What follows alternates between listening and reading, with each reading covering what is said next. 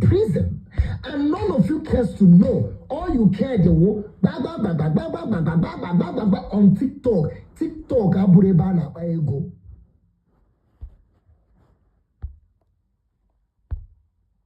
If Abada accepted that this money was borrowed to her, the judge will not ask her to go to prison. Never.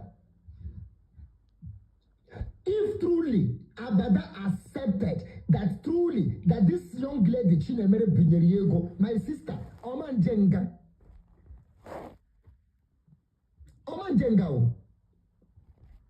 if truly that this young lady that accepts who Abada say, yes, so this woman will go, I guess I got George on.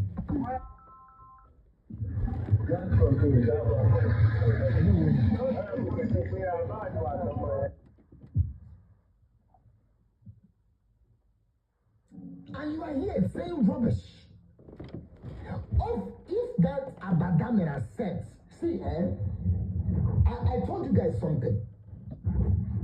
If Abada from beginning may accept, it's not this.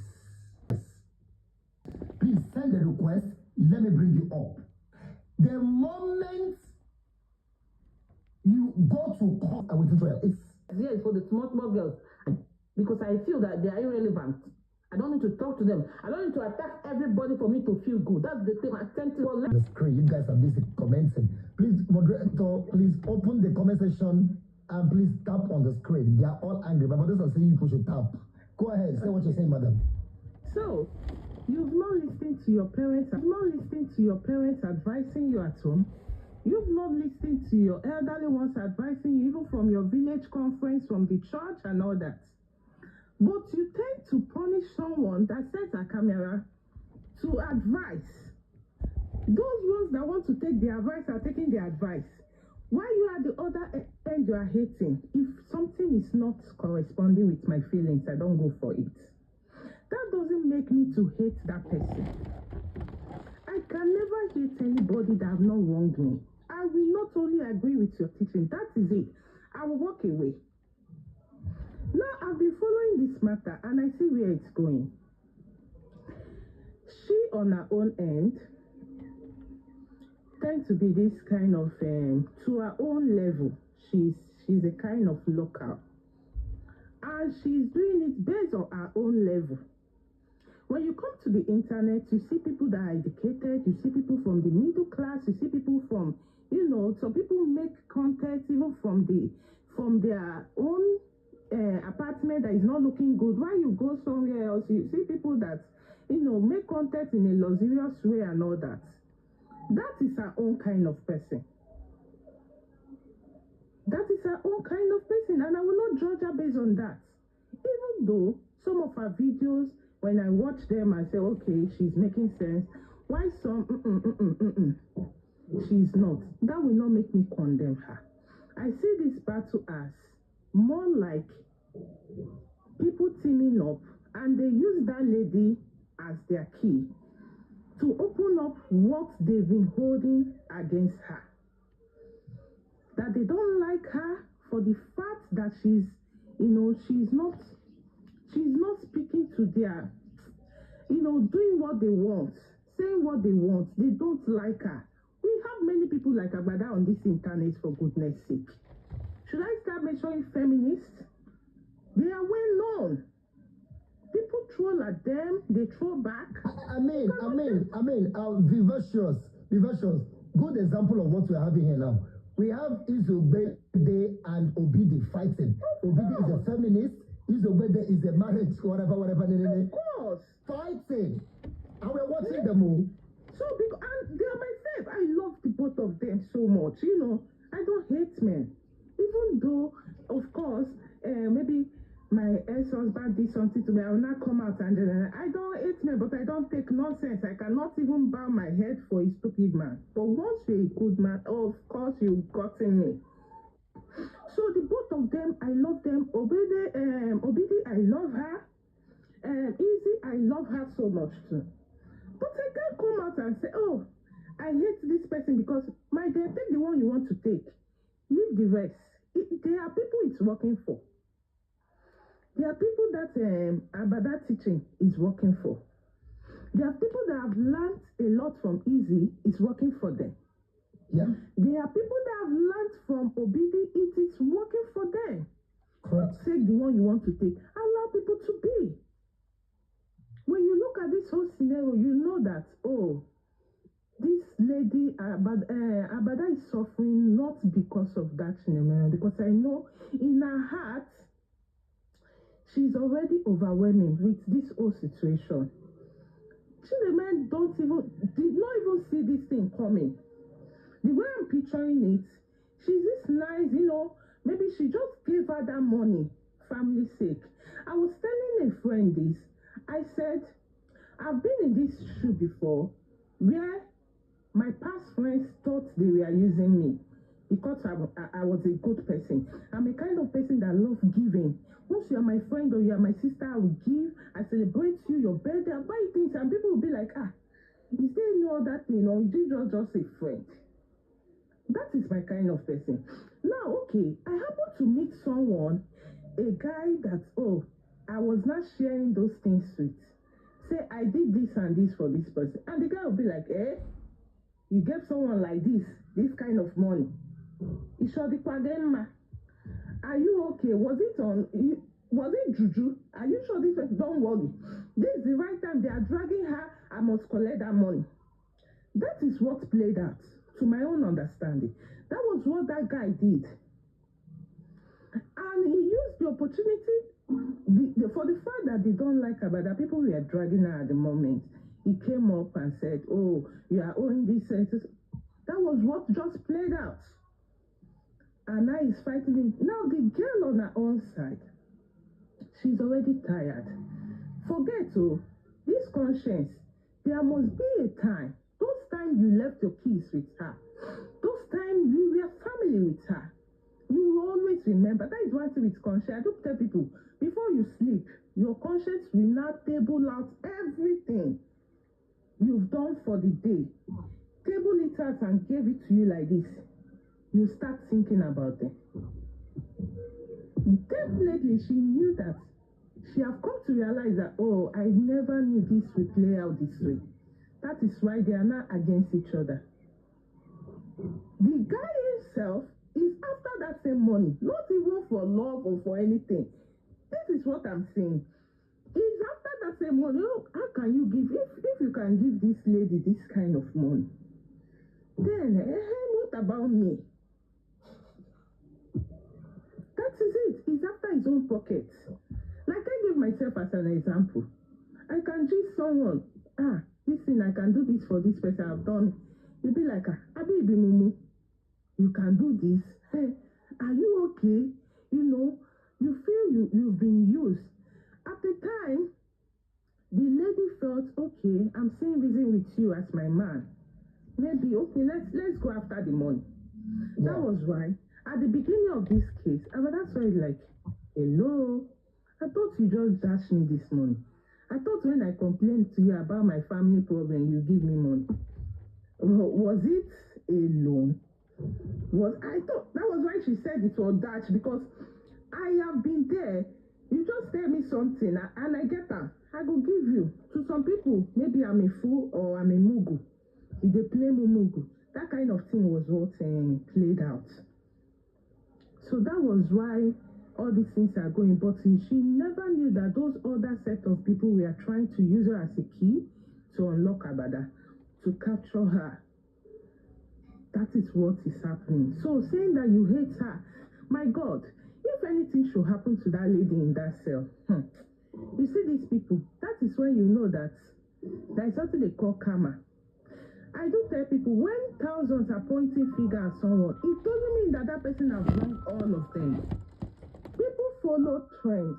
People follow things. Even when you buy things that you don't even like, just because it's trending. Correct. Because people are buying it, you follow suit. It doesn't mean that thing, you like it or you really want it. Do you want to tell me that this particular person has offended everybody in this area? We do things logically. People choose trends. People follow people that have money, or you are doing giveaway, they follow you. It's only few people that will love you. A nice person. That you are easy to get. They follow you. When you are tough to handle, people tend to hate. They tend to dislike you. Because you are tough. I am like that too. You don't just step on me. I'm a tough person. When you come for me, I follow you up and so you'll be the one running. So if I walk on the street and one particular person, the universe will later check and judge. And when they check and judge, they put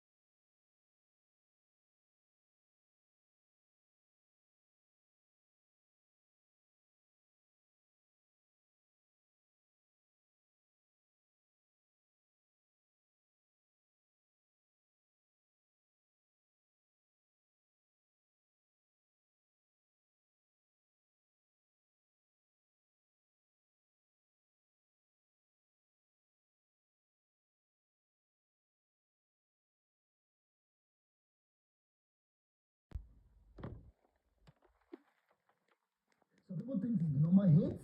So don't interrupt anybody. When you get your turn, don't say I want to speak. We'll give you the time to speak. So please go ahead and say what you're saying, my sister. Thank you so much. like I said earlier, I'm not interested in the positive side of Abada. I have the right to my opinion and I have the right to like who I wish to like. At this moment, I'm not interested in Abada. I don't like her. Okay? I don't like her. I don't want to like her. What I'm trying to say in effect is this. Abada's teachings are wrong. She's teaching bullshit. Have you seen that woman talk? She's not the only one that has hot temper or whatever. Once you're on the public eye, you need to control your emotions. You guys said, somebody said something about people from, in this part of the world where I live, there's nothing like sorry. Or you go a man here or sorry.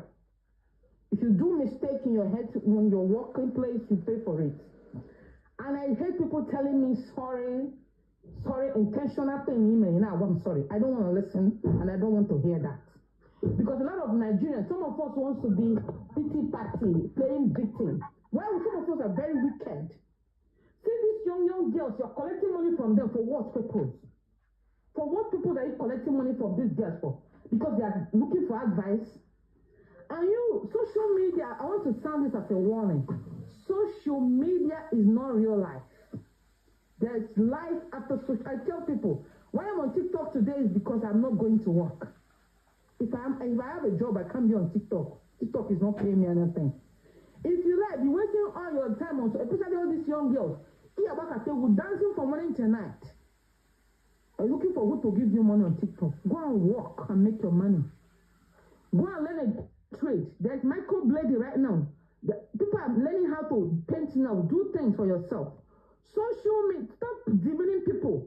In this part of the world where I live, everybody's important. All those things. Social media is not real life.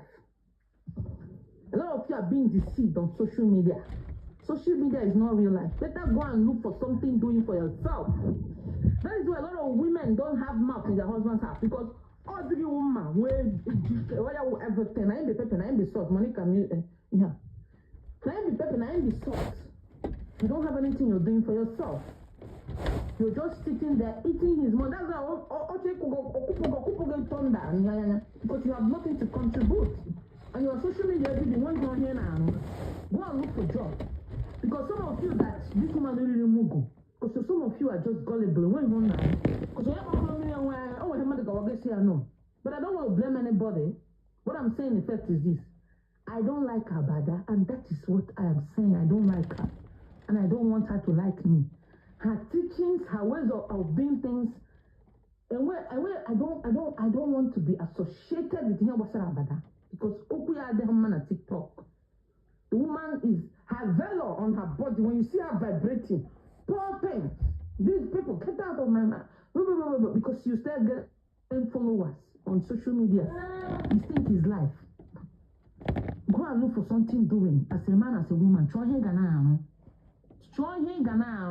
For those ones that are on comment section, try here Ghana. If I have a job today, if I am working today, I won't be on social media and I get it.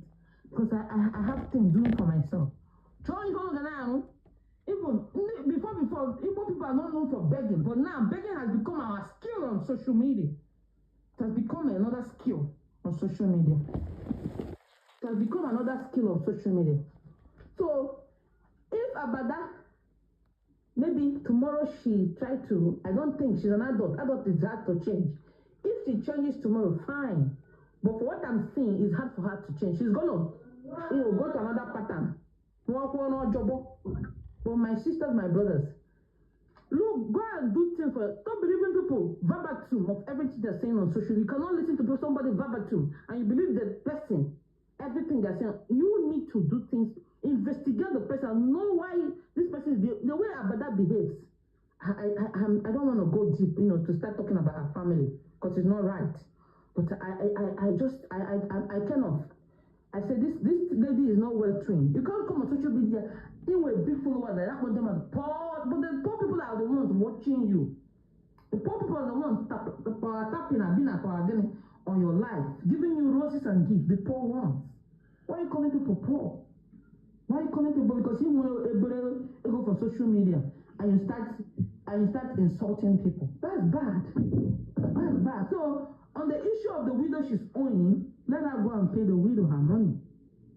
If you like, banter well from now to tomorrow. The bone of contention, the bone of contention is Abada should pay the widow her money. That is what is important. But the part is, but my sister, the bone of contention, which I've also said to you before now, is the reason why Abada is not on that awaiting trial. That I have seen those charges. And why Herika age widow on that charges? It was never in that list. Listen, please, can I talk? Then you now. Okay, you can go. Go ahead and speak. Go ahead. Hello, good morning, everybody. Good morning to you. Matrimony, you spoke very well. I must commend you. I'm just here to say a few things. Nobody's perfect. I am not perfect. You are not. No one is. But listen, have you sat down to think why does almost everybody is against Abada? Have you thought about that? The reason I asked is, like I said earlier, nobody is perfect. You're not, I'm not. But manner of approach goes a very long way. You're a marriage counselor, as you claim. But you, sorry, my darling sister, you said everybody. How do you ascertain that it's everybody? From everything that is happening online, if you scale everything on 100, 90% is against Abada. I mean, everybody, if you say everybody, Abada has over 268,000 followers on TikTok. 200 and something thousand. It still does not mean anything. I'm making a point. Okay, 200 and something thousand followers. then she's still in there. The bone of contention here is that Chinemelu picked her up because of the money she's owing. Okay, if there are other charges there, why not let her clear the money? Then, if she's not yet out, we will now know where the main issue is coming from. You were aware that she called her the girls' children, said they are turning into snakes or whatever.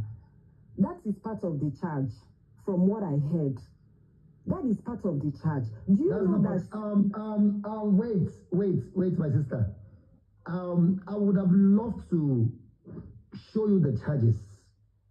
Hold on. But for some reasons, I'm not going to do that because the court will be sitting in a few days to come. All right? Just a few days to come. I'll be in Enugu State. And after the court hearing, which I believe Abada will be given a bail charge. I should be granted that bail charge, I believe, and I hope so. And after that, which I reason, I'm going to read out those charges for you, so that when you come to speak in a platform, you'll be sure of what you're speaking. You know, right now, nobody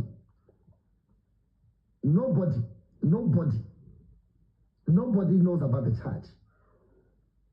So let me just keep quiet for them. It's fine. Go ahead. Let me just continue. Continue. I was talking about her saying that the girls' children were turning into snakes. Do you know that that's part of denting those children's images? When they grow up tomorrow and get to see, okay, I believe Chinemelu even mentioned that her children asked her, why will Mommy and Abada say that we are turning into snakes? Do you know that is bad? Okay, even if it's not part of the charges, why will you say such? Even out in public. Okay, if someone came out and said Abada's children we are turning into snakes, do you know she will pick it up? It's a very big offense. Someone will come on your live stream, you will be saying something. Someone will want to talk. Immediately you feel upset she's in, so that she will come and answer them. You're doing it wrong. We have young girls on this app. This is Gen Z era. You don't just open social media and talk because you want to talk. Yes, there are so many people like Abada, but you that people have known, and you know you've had cases, you tend to cover up some tracks. You don't just speak because you want to speak. It's not done. Manner of approach goes a very long way. You don't just speak because you want to speak.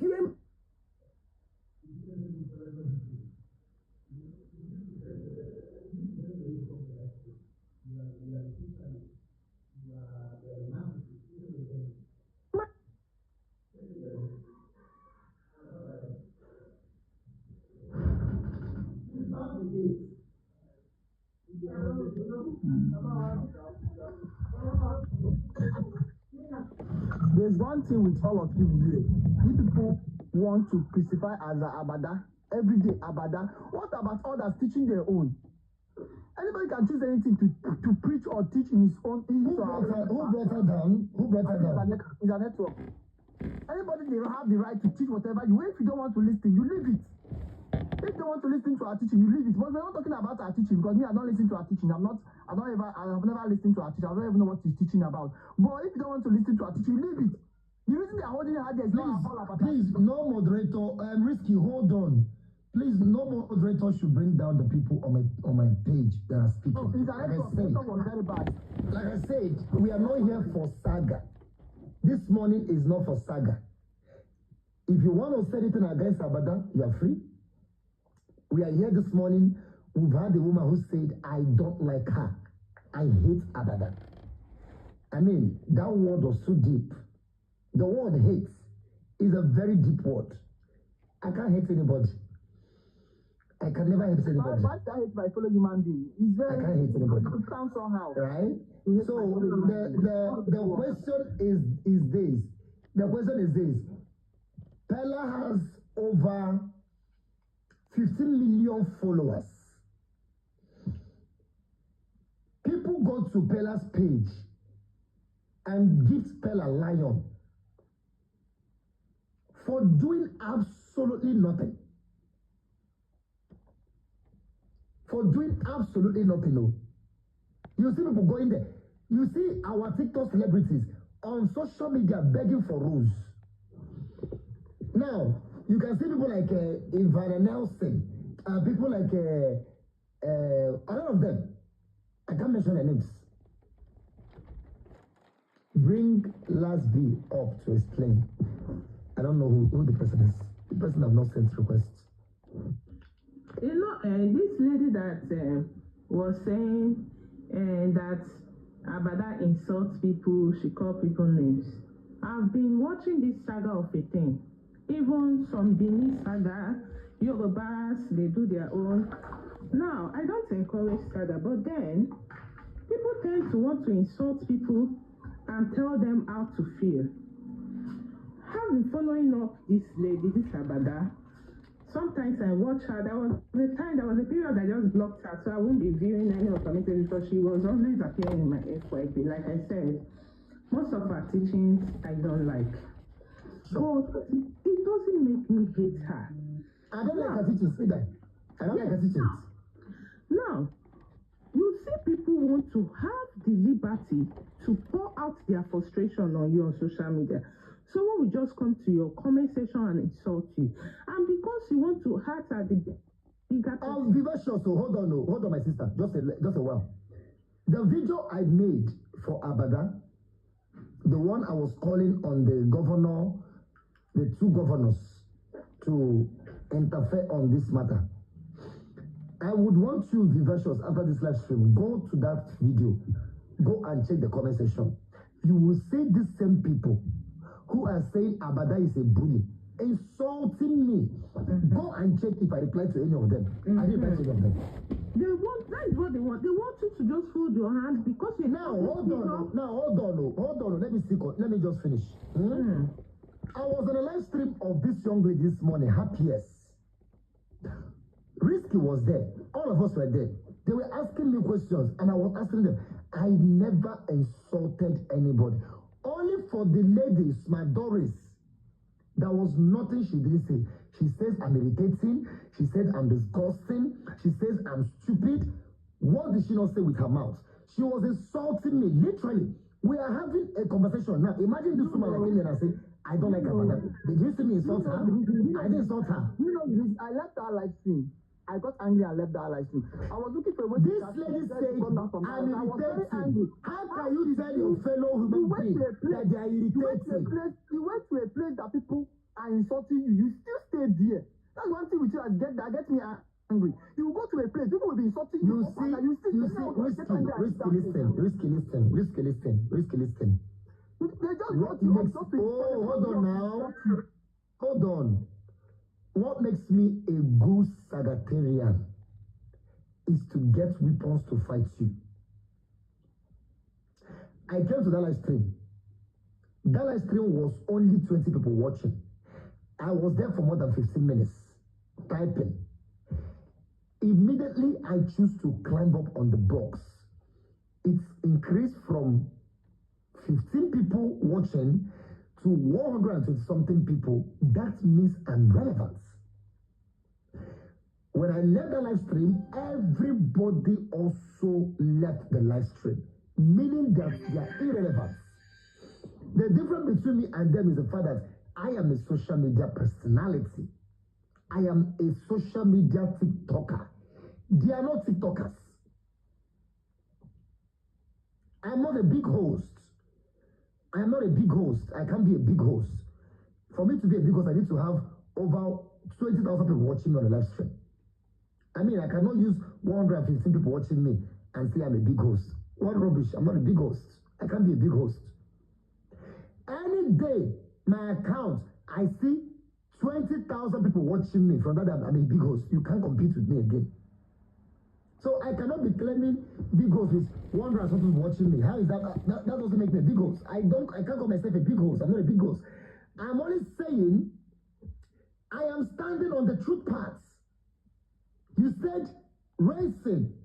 You are not standing on the truth path. If Abada was charged for the fact that she's owing Chile, madam, then I will talk about it.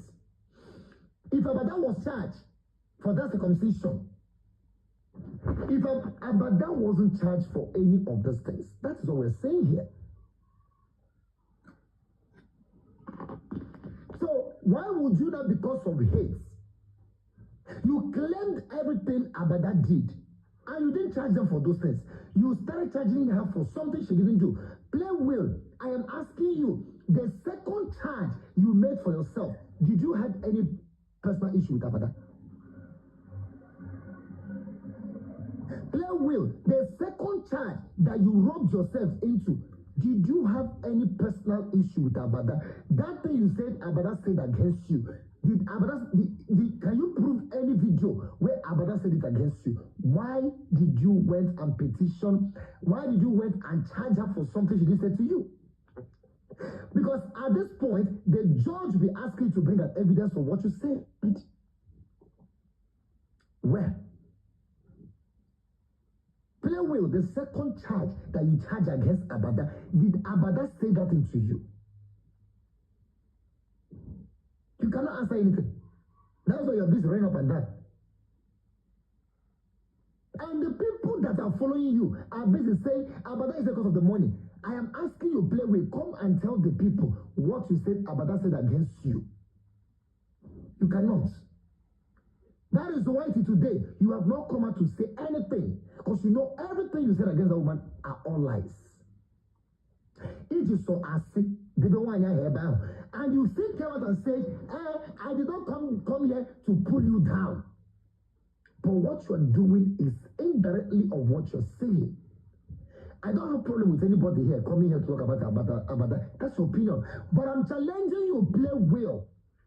Play Will, I am challenging you to come out and tell your people the reason why Abada is in a waiting trial. Otilo, go ahead and say what you're saying. You know, people think when you are holding someone, you are not holding yourself. You are also holding yourself. Correct. Once you are holding someone down, you are also holding yourself because you will not move. The said guy, Larry, I know he's not even comfortable wherever he is. He is being sponsored because if you check this thing very well, you know that they are playing games. There is another game going on. It's not enough reason that you don't like someone. Even if I don't like a madman, and I see where they are beating that madman, I will feel somehow. I feel like, hey, this is a free world. Allow people to be. That I don't like mad people. It is only when you come close to me, you stay my clothes, I will shout at you. But when you are freely getting mad on the street, it's not my business. That's your world. Not at all. That's your world. We play along. So there is an underground sponsorship going on, and him himself, see, all these games we see caught. Stop asking me which game. We are all adults. Except you don't have sense of reasoning, that is when you will not be able to figure out some certain things. Psychologically, when you see things, you should know. You are not a kid. You are asking me which game. You should know. You should know when something is transparent. When they say, okay, you took a blue bottle. Okay, this is a blue bottle. But in that blue bottle, there is black content inside. Which black content? And the black content is mixed with white. You are not being transparent. We now know that it's not all about the blue bottle. But there is something else you are looking for. When you come to me and say, hey, you shouted at my child. I say, oh, sorry. I will not scold your child again next time. But later you came again. Even when you were shouting at my child, there is a way you looked at him. And in fact, we are having food in your mouth while talking to my child. When you tell me something, I'll be like, I don't understand. You see, diversions. Hold on a second. Let me also say this to the people viewing us. If the matter at hand is 24 million naira that Abada is owing this woman is the problem. People like Chika, who is a die-hand of Abada, is ready to pay that money. There are a lot of, listen, in the course of this Abada, a lot of people have reached out to me. I'm not talking about Nigerian people. I'm talking about people that live abroad. The reason why I cannot show their numbers is because, you know, I wouldn't want to disrespect them. They said, bros, please, we want to see what was written. If it's about the money, we want to contribute money and bring someone out from that place. And I told them, I said, it is not about the money. That is why they sent a very big personality. There's one lawyer currently on this case. That's why people ask, does she have a good lawyer? Does she have a good lawyer? It is not everything we're going to tell people on social media now. But I bet you, this Abada matter, it will bring a lot of things out. Why do you think internet is cold? Why do you think a lot of people now are now distancing themselves from play well? Why do you think a lot of people are avoiding play well? You think they're avoiding play because of what they say? No, no, no, no. A lot of things will play out on this internet that will shock a lot of you. A lot of you, I swear to God, a lot of you will be shocked. Because by the time this matter is over, all of us say, oh, racing in your quiz, yoku. But I want to keep my peace for now because I told me again tomorrow. When I say no racing, all get checks your court here, bido. By the day I the courts is just a few days. In a few days' time, only a bit don't know why he gave me. That is when we begin to tell you people the reason why Abada is where she is. After today, only get quite like extra few days. So we get wait to bury it. And when there's a court on the third, court about on the third. It's a courtroom. My own are fine. I am up here now courtroom. I put up from courtroom. I did the one soon the name. So that's why it's also we always say. So also say racing, please. No racing. Don't say anything on the line. I will not. Soso have seen the petition. That's why you see Soso came out and said, if it was about the money, Akara go. Soso said, you can always hear Soso say, racing, open this morning, 24 million naira. People that are ready to pay for that money are plenty. People that are ready 24 million, they're ready to pay that money. But the money is not the issue. That is not the reason why Abada is where she is. Someone like Soso, who gave Ijele 200,000 naira, can afford to bring her 1 million. Go ahead, my sister. Go ahead.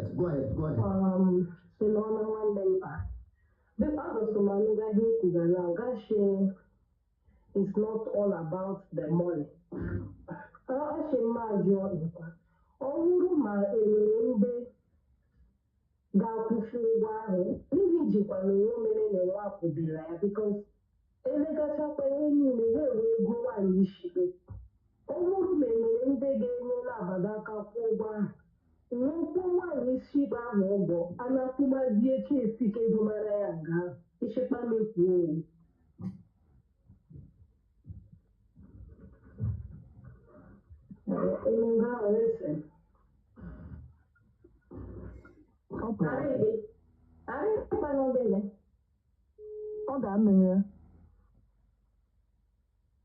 it's so bad. No.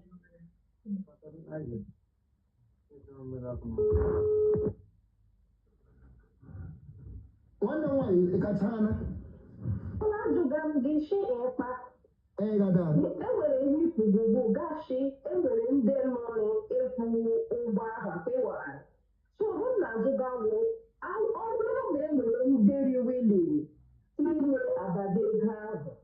Why don't they pay one widow now?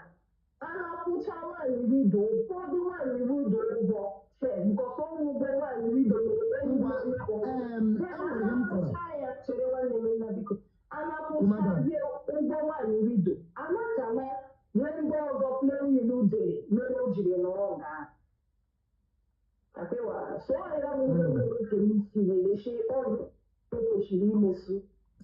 Emma na shokwa bana court, okay, mama? Good. Now, from the onset, I will hear Chokomi Loka. Now, live stream here. Now, but now, play will shinazo. Now, what's the Abada? Now, Gerez will 5 million naira. Oh, no, is the 5 million naira. Kabadala one. The Abada Sari Griaba. That's number one. Now, back at the police station. Now, Atron Kemara, that the interests Abuhu Maka can we get what we do where? Playwell has an intensive motive. Ojibija. Ome Angamano Mago Saha. Osaya wo. Mshina Zomana Nakim Mabalaga.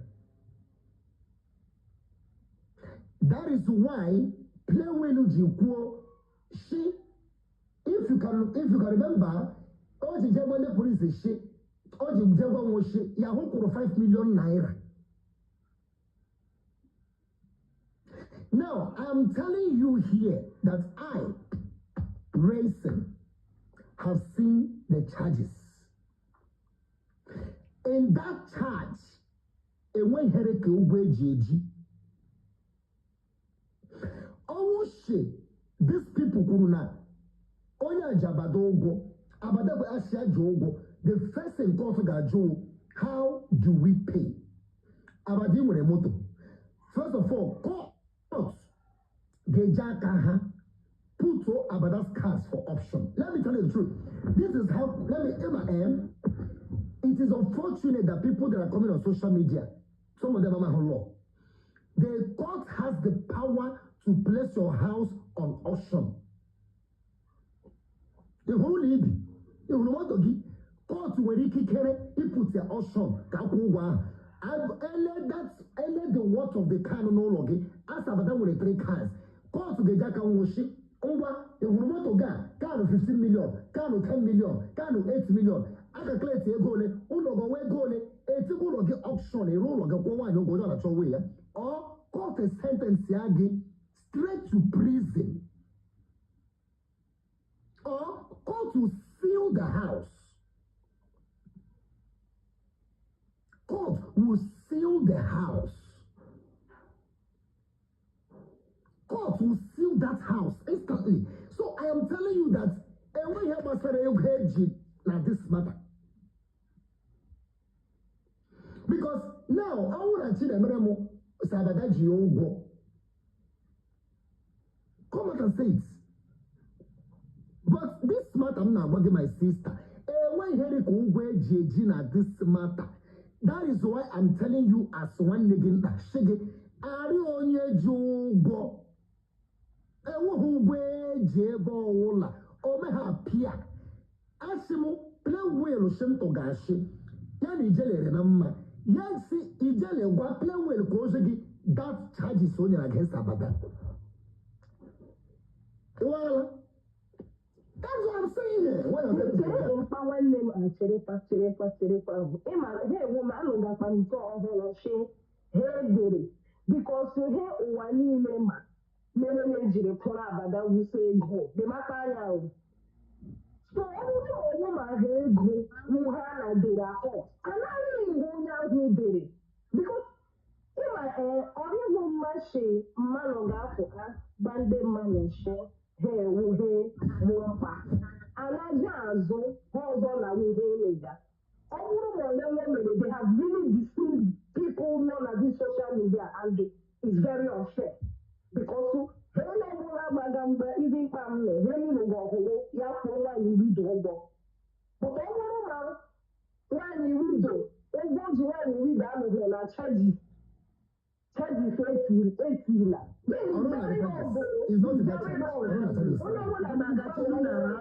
I'm calling to. I want to go down. God will Alpha. Good morning. Good morning. You tell me why you're my power. Okay, the one email. I don't know why you're my. Because Like I said, the time back to the back, it's all one day I got like, but I don't give a fuck whatever you want to see me in the go.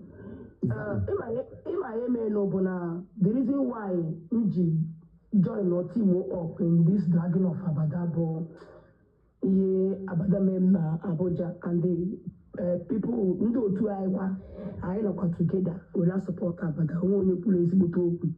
Yotago na capitalize na monga unko say dragi ya yotago no one boju wa mbalo msaka. That was why injury where you get now my intention abolo eba this woman no ekugo kwa mi aka oputa hapuka ebi oputa nye petition edekwa me na alagbo onye kwagudu aye kobe case enwebu standing okumu na enwere before, but my intention abro intention dem na na emeko ife. I'm a mother enwere mu nwa no mbe muti umum get amomi ye ayi na agba halili ana agba asi okwu a kemgbe ebido gba asi bụ okwu a ọ bụ na onwe ndị chọrọ iwote ego my brother ewekwa n'iwe olu n'okwu ntụfugodo omume m ọ bụ na onwe ndị chọrọ iwepụta ego emesịa aka na bụrụ gị nọmba gwa gị some things but ọ bụrụ ibute ịma na ngụwa na iwe wee ike iwe mkpu kọọ ma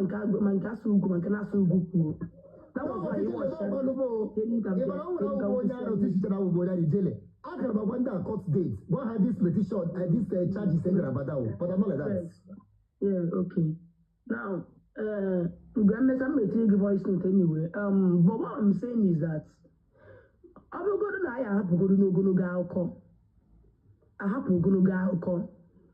Let's gather money. You go. Can I gather go to go window? Then I go with that pota. Then I will take go with that. And you with the gear. I'm going to I got put up the whole money because the man is I will know how to get all of one call or think call you with it. Or one bugger you and I come doors or okay, see me. And I'm going to go like 10 M. Like him and these people and after don't worry, cannot pick everything ever. I will never even the cable 10 M. Then a cousin can get to a cousin doors. Then I drop Zega. How a cousin now, but that guy, but the language is charges can my charges you ever I can go. I don't even get my point. I'm getting your point. So I see no bulego no say puze no blogo di nego. See we go no blogo di nego ati blogo no so. See we hare go to we put go to ego see okay ngwe nekwa aye jiro ha ncha o akwa ten ka iji keneze ka gesu we na akụ nna ndị ale fees sie then I bluzi akwa oketiwa m. So see say we ngwe de be I want never odanya akwa si na mbogote page ebe egbu ha. What I'm saying is that I'm going to engage. I'm going to tell them. I will one lady and Chini. I saw me over for NEC. We're a very good friend of Abada. One day, okay, we're multi-billionaire. Among this kind of people, basically, these people can't contact you. Go to her.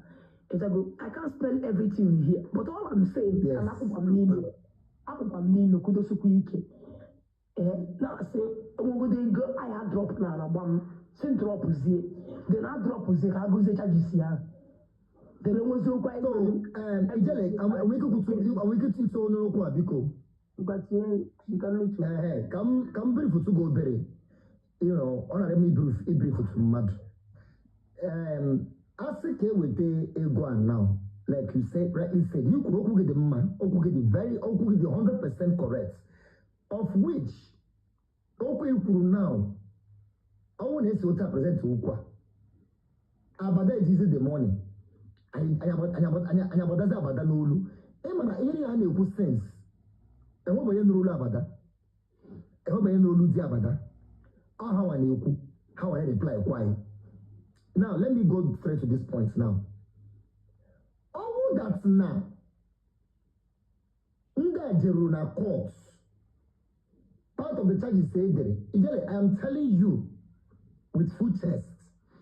Now, here there is that charge for only 3 charges. 3 charges are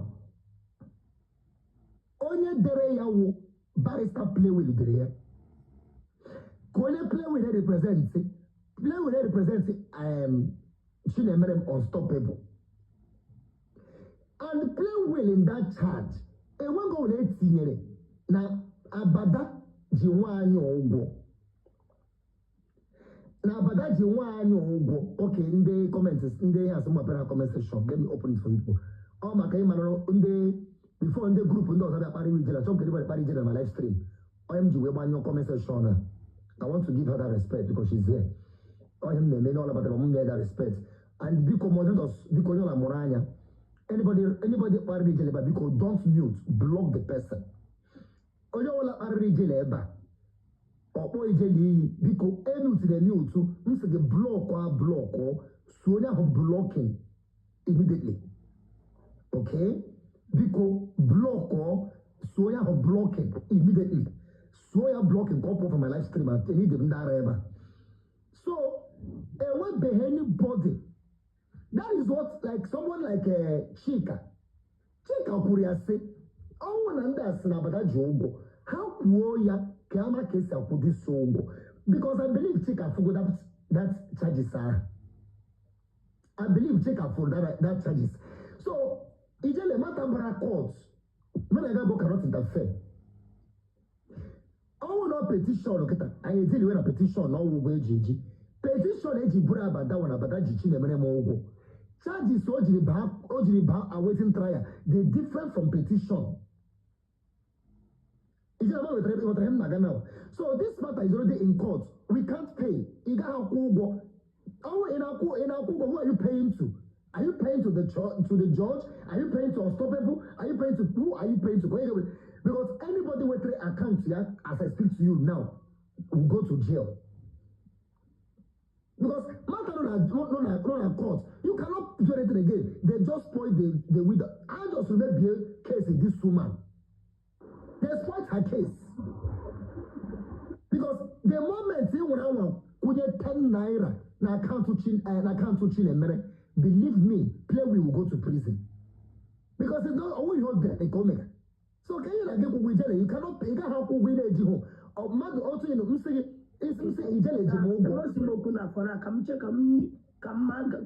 the charges because na afọ charges na mgbe losing on na prison can jitimezi mpunde so ijele because it about to play well iji number ya see na biko nature for charges ahụ ejigide Chinemere mebo Abada ebe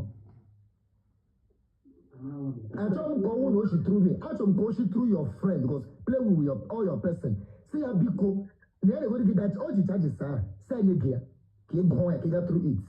But you can little little. Me to play with. Say again that charges are. Before my yoga. All pana a grade one widow. That's the pana head. La petition, I fire. They don't fight that for we go while we do. Oh, come here, they don't go. Only the para judicial para go there. Only the judicial because they got their para go. The moment Achonka play will go see Ijele, seed of beauty. Ijele play will go see that here no one. That charges Soji. They rather play with Wodoshi. Then Ijele. Yes, I'm from Ebugalabia. So Ijele let him talk. But play with Shia. Yes, she did that thing. So please fire on.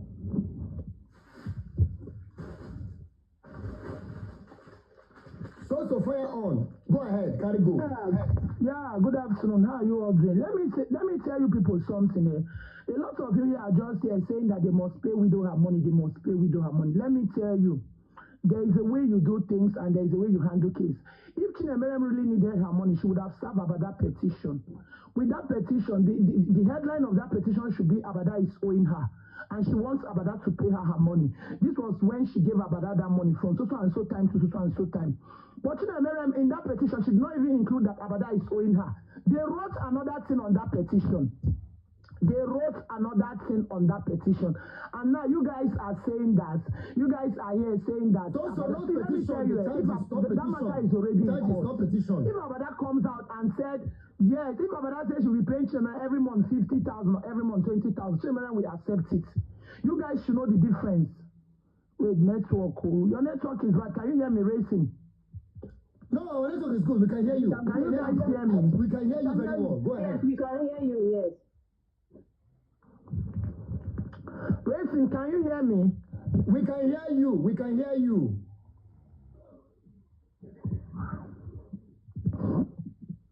So what I'm trying to say, the charges they gave Abada, they didn't even include that Abada is owing them.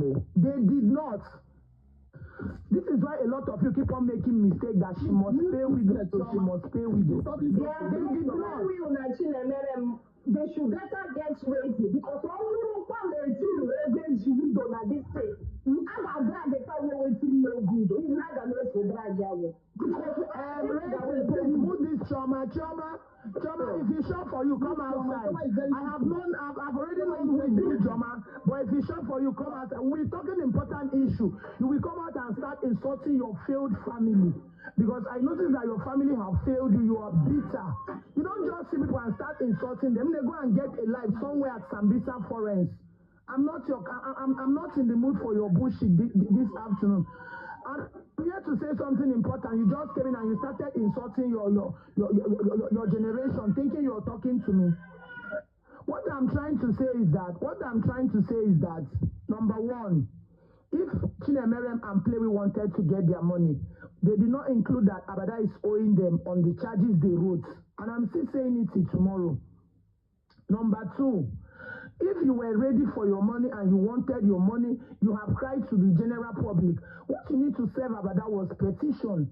The matter is already in court. You guys saying that she should come out and raise money. Raise which money? When the matter that they took her to court did not even include that she's owing that woman. So how do you guys want them to leave the charges they wrote, that in that charge is nothing like, they didn't add it, which is, are you sure? Are you sure they didn't add it? They didn't add it, have you seen it? They didn't add it. Chinemere was even saying another thing that she knew about that 2023. She knew about that last year. They didn't add it. So you guys coming out to say that they must bring, see, let me tell you, the matter is already in court. You guys should go inside. It's already in court. You guys should go inside. I don't even want to split everything here. The reason why I don't want to split everything here is that this matter is already in court, and Plewi and Chinemere knows they are losing the case already. So matter they go na question. You know by you in the gap or na state CID 1 week. If na prison for 2-3 weeks.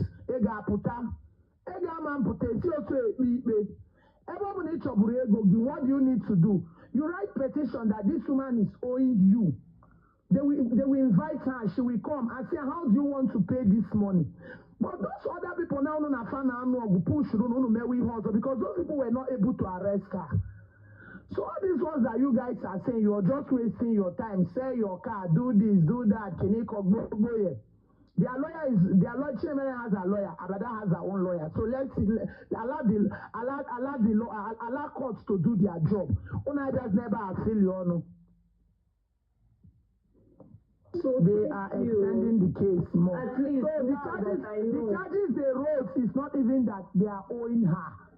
And Chinemere knows that she wronged. Chinemere knows for sure that she wronged this woman, because if you were fighting for your money, my sister, no, see, this woman has never offended you. You guys have been in good term. You've been in good term with Abada before you gave her your kids.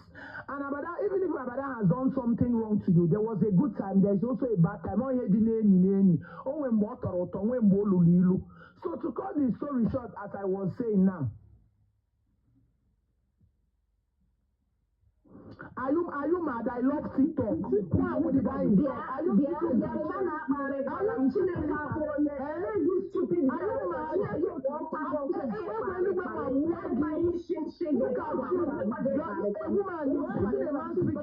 insult your generation. What's the meaning of I should speak without insulting anyone? What believe? That's I'm okay. I'm okay. I'm luku. I'm imbe. I'm berima. Who did I insult here? I'm not in a what saga. Ne kwiru gidi who kon your own. Be what saga no na page racing. Since I've been talking here, who did I insult? One nege berima. One man berega akwa. When we are working this new month, why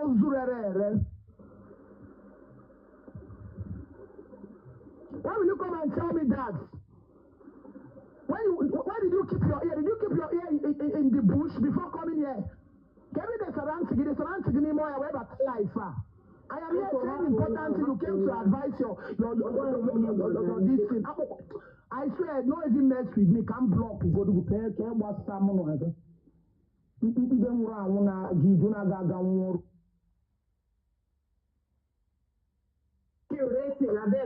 bless you as you are. Go to Ego. There in the Canada. On the Toronto So as I was saying now, please let me just go straight to the point. If they have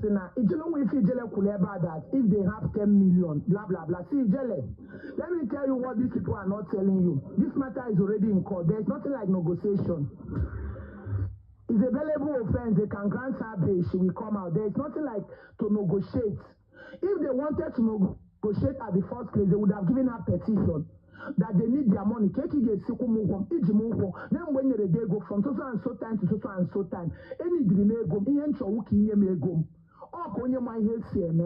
but based on this, okay, now people were telling her he get this woman, but as of you, you are called it too much because one advice. I ain't sure the only case in against one year begum. I was not there. Because when you were a case in can wait case in can, there can focus on here was Saregum. Now they pushed you Chinemerem, join all those things together. You were jubilating him arrest. Arrest. Detain no desa udi koko. The koko puna. Ikurukisi anaregogi and na petition na charges there. When we did that case no jigo. So a lot of one wanna feel on here and they celebrate. You guys should celebrate for all I care. Very dark man abagoni me puta. Yara Obasanjo obago puta. Nelson Mandela obago puta. Buhari,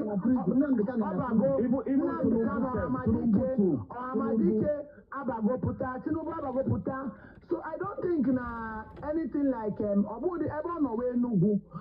don't think no way here the so special Abada. I don't think so, but a lot of you, based on you don't like her and you want everybody to hate her, I will never hate that woman. Also, no, Monday analyze the behavior. Then analyze. You see, you are here to analyze it. You know, go. Where would this one? Where this man? Wait till this news channel self. Can you channel mama na Nigeria? Arise. When I not go arise, go analyze. I've been only for you when they analyze. I watched one video yesterday where one stupid woman called Sylvia was insulting Abada. I still watch where she posted that child dedication Ruby. They want to drag that woman. They want to drag her. Let me tell you, that child dedication was the best child dedication. No too much noise, no shine, no blink. The child dedication, Ruby child dedication is 1 in a million. Just like I keep you telling people, you don't need to be loud for people to notice your people class. Only is its own fragrance. You understand? You don't need to be loud for people to notice you. A lot of billionaires, they are simple, they are not loud. So, they go where the property in Nigeria, some of them na chori dragi Ruby na one in a local child education. One are the proud of our family. Go see family ono. Go see one no okay. They analyze. I keep telling you that we are not faking it on this internet. Anything I get, now it's I get. Anything I know get, now it's I know get. Just like I said, a lot of you people hate Abada, and you want others to hate her. I can never hate that woman. Till wait for merem. As long as, let me tell you, Onabuna where his or her own fault, Naro, or be say them, where be say danger. Am I communicating big mouth? There is where be the man, where be Waloro. Oh, right on, so you Mama. can't just use because you don't like this poor woman to kill her. Even if Abada by it today, Uno got drag also. So I am not ganging up with you people to hate a woman that did nothing to me. Obono also no say a judge case, a judge case, case name maybe every day by day. But the way you people judge is not the way others judge. Or way. The charges against her is different, and you're saying you want to collect your money. You did not give her petition. They not Canada gang up with you to arrest her. You and play with were celebrating. How far? Ono say no juju. Oburo juju. Oburo juju. They say if God be for you, who can be against you? Nobody. The only person. Sorry to cut you.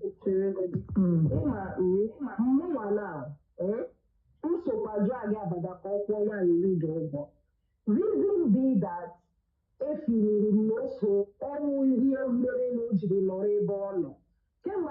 petition. I am just not because of that. First time, see, every Jimani widow, and I feel so stupid right now, and I will lie. Because I feel like any man who shall forget like I feel very stupid, like seriously stupid. Because they got to that one also. If we don't have one widow, the one you sleep or gamma ship the one you sleep out is pump and clear. But from giving it was maybe something else. I'm not in support to only maybe. The only thing I'm not in support to is after when you read over. But since the one you read over, only job did not put it together.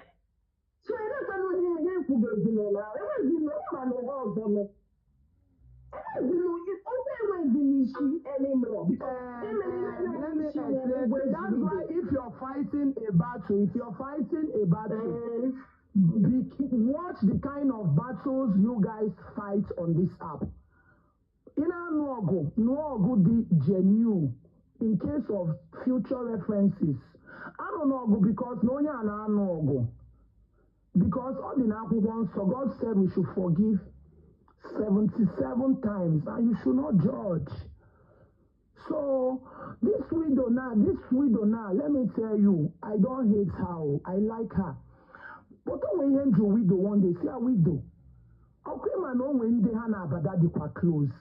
When any of those people there and at the MC ne biko, Abada di kwa no more war.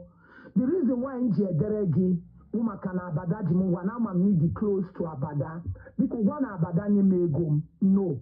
We play we jere as a man ni kosara akoko. O dere di Abada, mo sigo ni number di Abada. Kiwi kepo di Abada. Wakwa di Abada siana. Abada jigunko because as no kuna ademma woke to woke. No, that's my point too because I'm trying to hit a point here. Every form ademma support ifo job and ifo job na metere today monkey dim metere oga buni si omum and man choking him metere in future me omum affect because each na say go and ask people iye na metere when do can eso mo ha today. Then in comma, Ian Chokajua Watana Abuna. Ajum Chinemerem, you are a widow, yes. And when my sister bu a widow. Ndebe DNA make it where. It's a long story, Ojo. And a widow, I do feel for them because Koye Gekukwe no honor. Oh, when I did hand on the day, Kuchitere honor. George Emery say, Abada Jigu, Iman did chat close to Abada. Only Bana DM, Sian Nebiko. Abada Jipin may go lady to our. I'm from New a fan of Abadagoniana Adema. Because help Pomu Watuyoku before you have to social media because Guaramioku. Oh, when what you cultural play with Abana DM Abada, Mosi Abadaniku Muani Guaram. Let me hear from you. They did not. Oh, we play with this called Abada. See the Abada nekwe ha kọrọ gbasara nwunye gị nekwe they did not based on ha enwego plan ọzọ ka ebuputekwe this woman a drag since January drag wakwa you still went and meet the same people that has been drag and you paid ọkụcha ha nche ụgwọ the dragging wasn't even for free because iche ego na-expend every day by day n'isoro ihe ka esi eme ihe ọga n'usoro dị mma ịka gị nwetawa ego gị yes mgbe ndị dịzi close to Abada gwachara Abada okwu Abada jụzie na ọma nkwụ ụgwọ ọ na play with edegoro dị Abada jụzie na ama nkwụ ụgwọ any action they want to take anyị nwanwu ndị kwudoro with Abada we hands off because agwaghị Abada na-ekwe complain rutere soso ansoro na-eso gị aka na-ekwe ka esi na-ekwe ihe this girl kwuru anyị chọrọ ime from you what is the way forward God bless you. Right on. What is the way forward? Take a ga-esi wee kwụ dị ụgwọ because let me tell you a na-asụ asụsụ si nwa mmụọ emegidene nwa mmadụ emegidene nwa mmụọ because what is going on now play with and Chinemere didn't see this coming as na ọ na-agwọ ọgwụ na onwe ihe dị ka ọgwụ ụmụ onye let me tell you ụmụ ndị chi ha na-agbara ọgụ because Chinemere Guna Abada esebedi okwu for 1 month such thing emego ichefuzie nke ọma spirit ụmụazị siri ike o nwere ka ụmụ ga nwee mpe but their spirit will keep telling them na this woman took good care of them spirit ụmụazị esika it's just like when you are offending or humiliating an imbecile ma onye wu dada Abada wụkwa dada spirit dada na-esi ike Chizoba ha wu dada awụ m dada onwe ka dada onwe ka spirit ndị a dị they are very strong people iche na-asị gajọ anyị nwa ga-ekwu mgbe ị ga-eji kpụọ anyị isi n'ụmụazị ọ bụ na anyị ekwuru ịkpụ anyị isi ihe ifuru ewere yes that's the number one so none of them went to meet Abada play with as a man onye Anambra onye Enugu ukwu isi dị ka iji nnọọ nwayọ degoduru dị Abada or isi dị your woman si nne ngwa chere adrag go this woman o ka eme ihe ka ọ dị n'usoro ịmana ọ bụ na play we follow this thing like that ekwu eziokwu a within us them Chinemere nkari wete some of amon patapata even mụ myself ọ bụ na ha dị mma eji nwayọ chaa ya ọkụ na DMC abika Abada chọọ ka isi akwụ this woman ụgwọ I don't want these people to come out akọwakwa akụkọ ọzọ na this social media I don't want these people to come out ka a drag gwa gị ọ sị na ibiri ego nekwe receipt nekwe proof ka isi akwụ ọ ya fine ka ị ga-esi wee na-akwụ ka ayọwa they did not do that rather they went to meet those same people that has been bullying a mother of 4 to still bully the same woman or mother of 5. I remember when they bully Abada, that's Nadia Tuwarawan ime Nilo. They brought down lies here. Nadia Tuwarawan ime Nilo. Not that woman Nadia Tuwarime Nilo. Those 2 children. For 1 day, Abada never came out to address that issue concerning those 2 children. Because if you did, you go to pick some kind point. Abada did not come out. No, we not. Abada did not. Yes, when Bana drag Abada early February, March. And when I said Abada to one your zime, no, I am with those 2 children. When Abada put a debunk, I am on those 2 children. Racing, you remember? I think I did to one your son. Yes, I remember. I was there now. About Chinemere na ana drag Abada no dey mu those who Chinemere with another women. For one day Abada putara okwu gbasara ụmụazị anwa because onwere ka ụmụazị asị gbasa drag na ana drag ya. All here go see that she's a good mother. But you only think about the bad times that did not even bad times onwa olukwe no 1 month. I think in Erube 1 month. It put those Mogami Ntikwe, the same people that was trying to crucify this woman. Pogidie no be. The same people join these same people to bully this woman. It's not nice, isn't it? Umugi na amam na hanozi United States, hanozi America. Those little children will always tell you, even if they grow up, that Mommy Abada took care of them.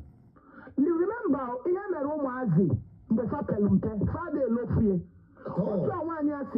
will still grow up and still tell you one day that one year emegide ha You might try to silence them, but you won't silence them forever. Oh. Always remember, they will still get up and look for that woman one day.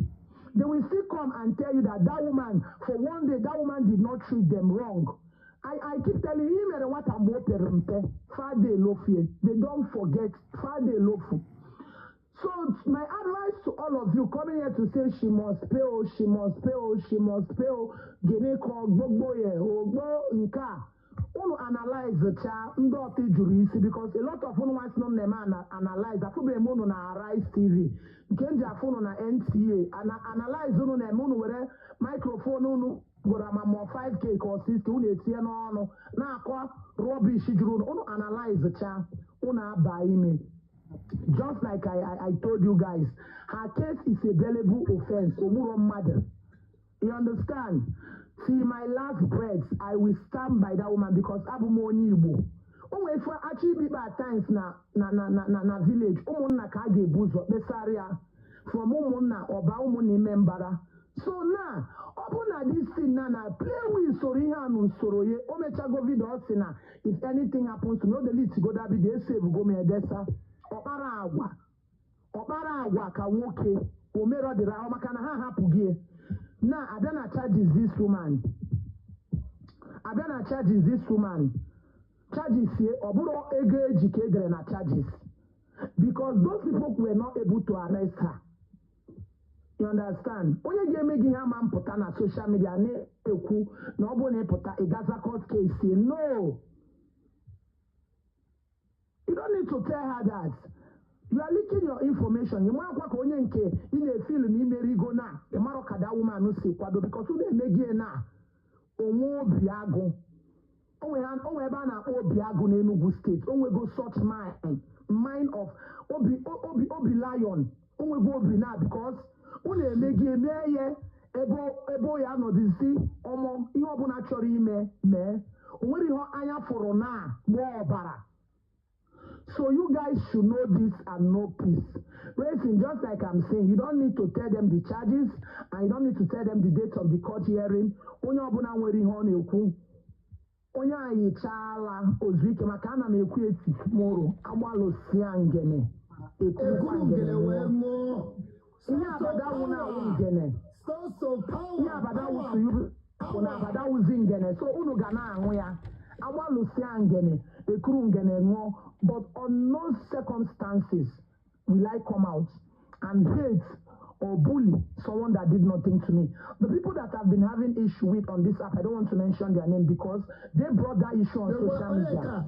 And the people that also got her starting July. No one already then he got there. I am around the dates. You understand? The people that brought issue, let me tell you, and another day to remind you now, Abuna. Oyi na-eso okwu sefon ka a ga-eji dozi ọ bụrụ oyi na-eso okwu unu nwee ishi bupụta ya na social media akọwa ịkọchazie anyị nwawu ndị na-epiki m ga-echasị mba o mfụzie bully against one person because I hate seeing when group of people are trying to bully one person. That person in a bully can make pick as my favorite because ọ bụ wepụtara ji okwu n'iru akwụkwọ. That person wepụtara ya n'iru akwụkwọ.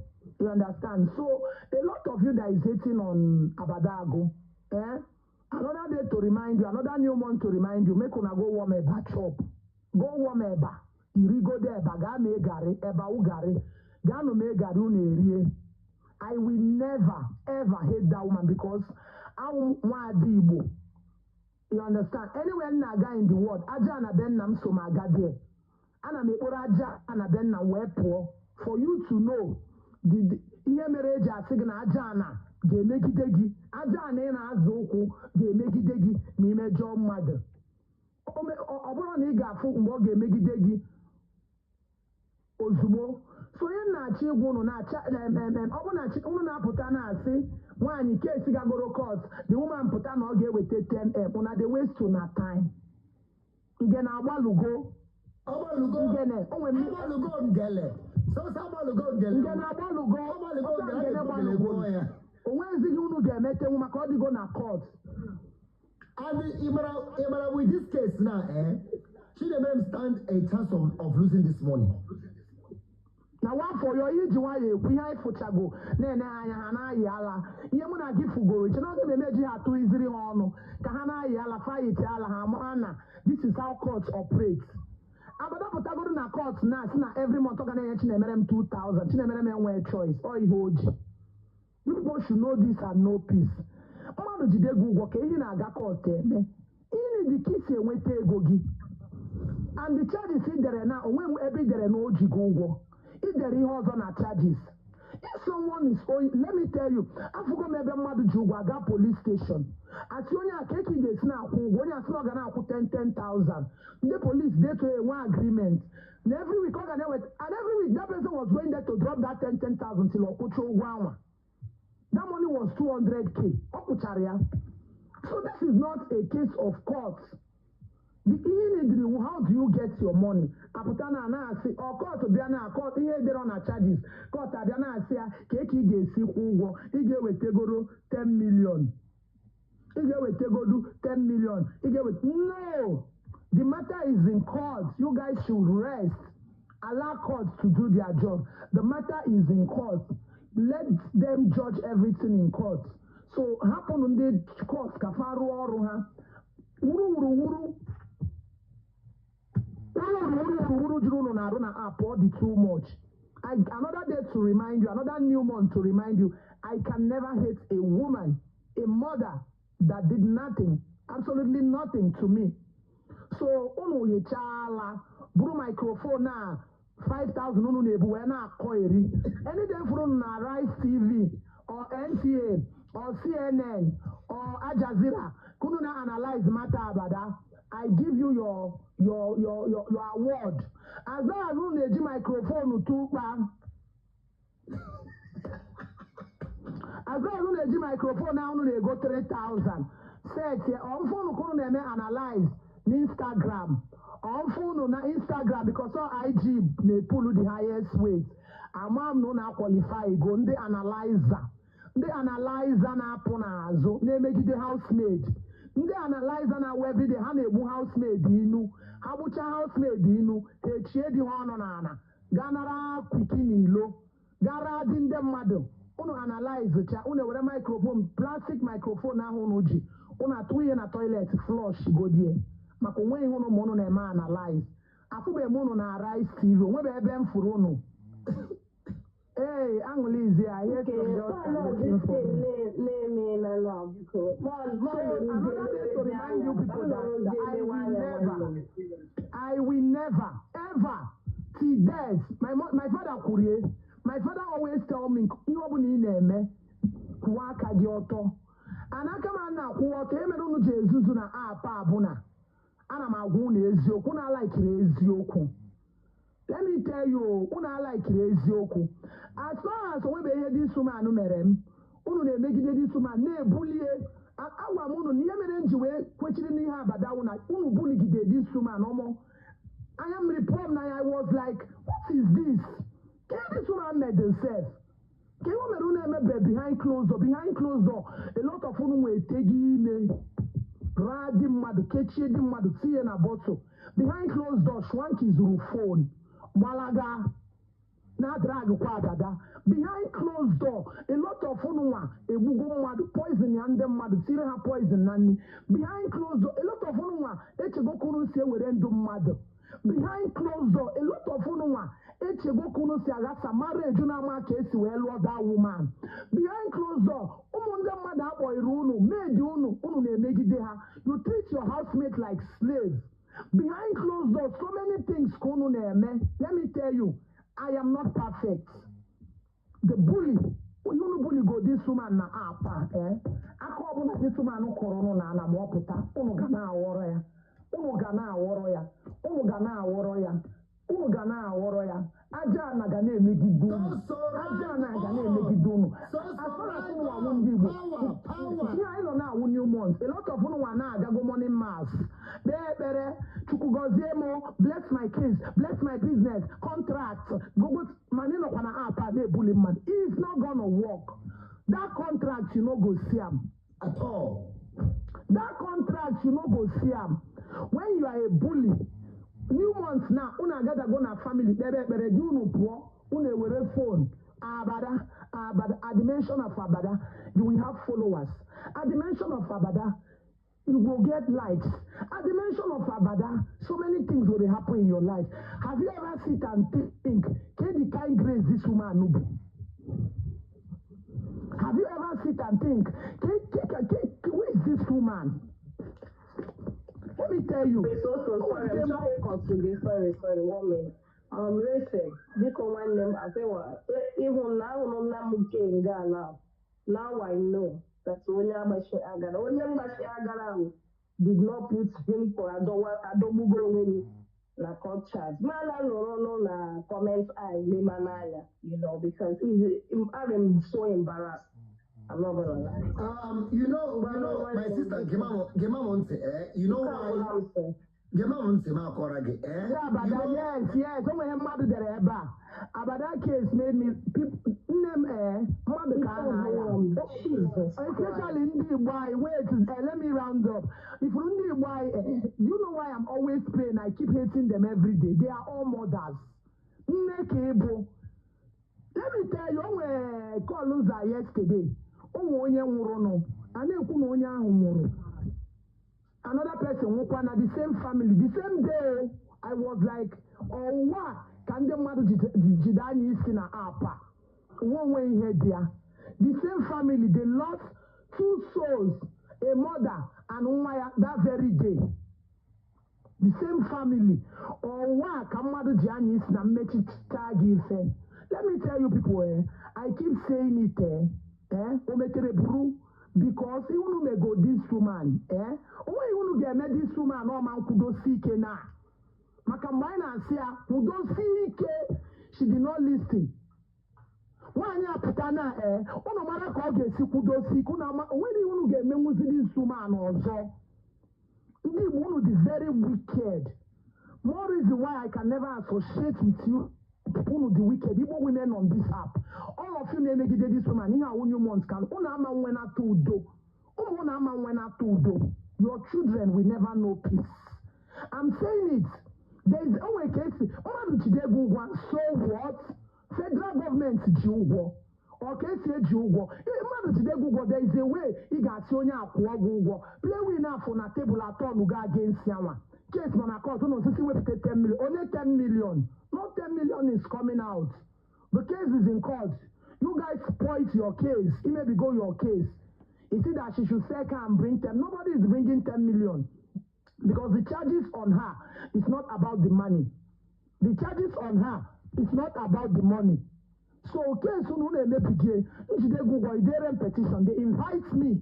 You don't come to my house, bring police, you handcuff me. Mother.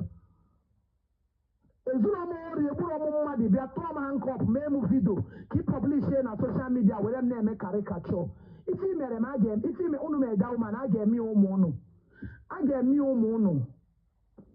Yes. So a lot of you coming here to say before you start fighting, be sure. If it's a microphone 5,000, microphone no get 10,000. See analyze. Go to Arise TV and analyze whatever you want to analyze. You can go to CNN and analyze. Let me analyze. Analyze. Problem and frustration and also within a family in Nigeria. How many times have you analyzed those girls that were kidnapped? Mafia from Uyo, when you analyze, based on you don't like somebody, you can go to bully. You want to bully her till you kill her. Etuna putasi justice for so and so person. Ndala. Oya marunu kunu ganeme. Onyo si go to court. Ga negi go to court. Ga negi re negazo. That we may pay phone get put there back. Go and tell your failed mother that failed you, bullies. You bullies to go and tell your mother that fail Luna as a mother because often a lot of you were proper home training. Don't just come out. By no agree Maroko Sibido. In a no somebody. You bully that person until you send that person to go to Roma.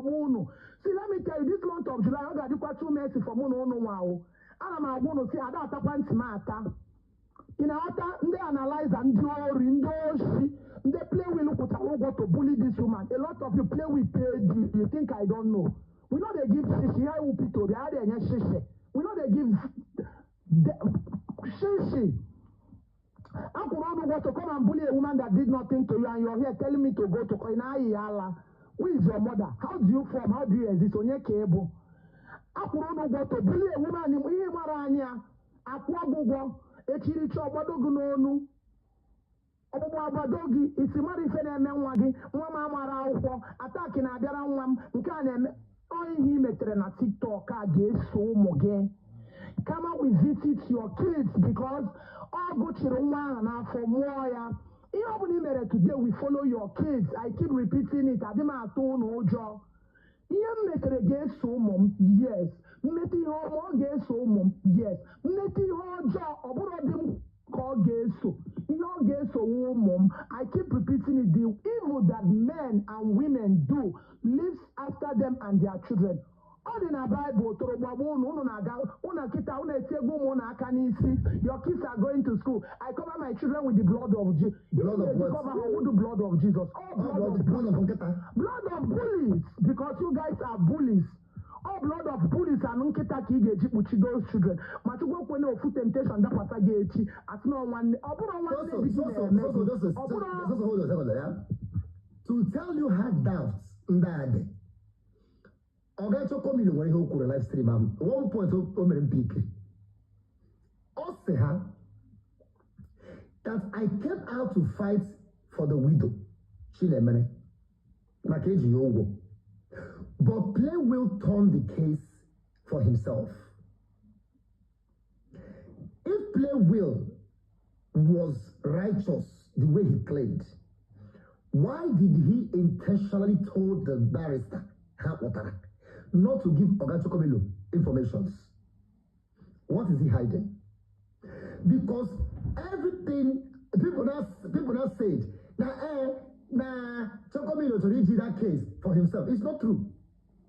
Chokomilo never wanted to use that case for himself. Chokomilo saw the charges. Yeah, we draw where. Now, Ego, on the other hand, I may not like the woman, but I respect her for one thing. Ego asked a question. I remember I still have that video. Okay, on my phone here. Ego said, yeah, it's in Abada. Circumcise your children. Ego, Abada, circumcise your children. Yes, no, she wouldn't want to talk about it. Now, you have brought out charges. These charges, none of them is related to what you have told these people. Geto charge. Where she does go was there ka erezie gonyegi. If they can raise up to 5 million naira, why are they raising that 5 million for you? Why are you so much interested for Abada husband to go and sell the cars? Why? Because, you know, at some point, people begin to see that you're a liar. You're a cheap liar. And so remember in one of those charges that the same young man Play Will made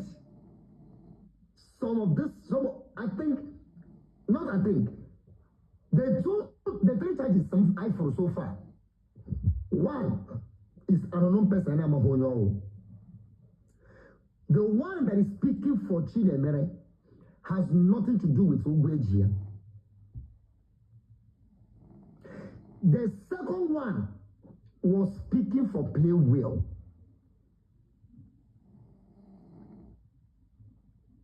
Charge number one, Arnold, thank you so much. Charge number one was faked. Second one has nothing to do with Ugwegia. Then the last one was about you. You, Play Will. question, play well. Do you have a problem with Abada before now? The answer is no. And when Abada or Gafa? No. Abada only said, and when he meremo, unu gide play well. Nandes force or sona kwe woko obam saga. The video is still out there. I have the video. Here he said Abada or Oge. Ke Abada no Oge. Do you have any video or any clip in Abada no Oge here is Oge? So why did you not turn it to yourself? And you refuse to tell the people, that is why I am going to tell you, play well. You ran to Ijele. Play well. Why did you refuse to show Ijele the charges? Because I believe Ogacho Komilo, a lawyer, Ijele had that charge you were against Abada that made the both of you a problem. Ogacho Komilo has no personal issue with you, no personal vendetta with you. Ogacho Komilo won't any business all over nowhere. Get your banner handle anything. Get your banner handle anything. Get away he may. What is that thing you did that made two of you to start having conflicts? At the end of the day, all of Sani, Alose, with Hide, or Hide. Because I will say this and I'll say it again. Oh no, Abadajigi, the judge would have asked Abada, how will you pay this money? Oh, Abada Puko is out, I got Abada go. Oh, lawyer is still lawyer. Yagarola. Oh, moto, Asagari Shamoto down, or one nowhere, Lawara nowhere. But play well, the charges are different. Play well, go and show your followers. Go and tell them the truth. Because go and tell them the truth. Because I don't like it when lunatics are coming on, on live stream. They may analyze the Hana Maho. Go and tell them the truth. Or now my sister never say, Nio Kopota Logo, Makana with the Jogo. They will still call her back. Say, I don't mind racing. My sister asked me to after that court hearing. Court hearing in 3 days time. I know the neutral now. We don't know make it. I'm going to say, I am very bitter. Even you don't know when you make them because I don't know the man about it when my boss, but I'm my boss. So them say that, but that's why you need to go there. But that's why you need to go there. Just take a look at it. Just let me know. But he's well. Good morning. Good morning, I'm Ibeke. I'm a one year mother. God, you have to make it. I'm a Jamal Omagi. Imagine how we gay. But today, he got my ton of states. Jamal Omagi, I'm going to go into it now. I'm going to go. I'm over. Something more for why, to be honest.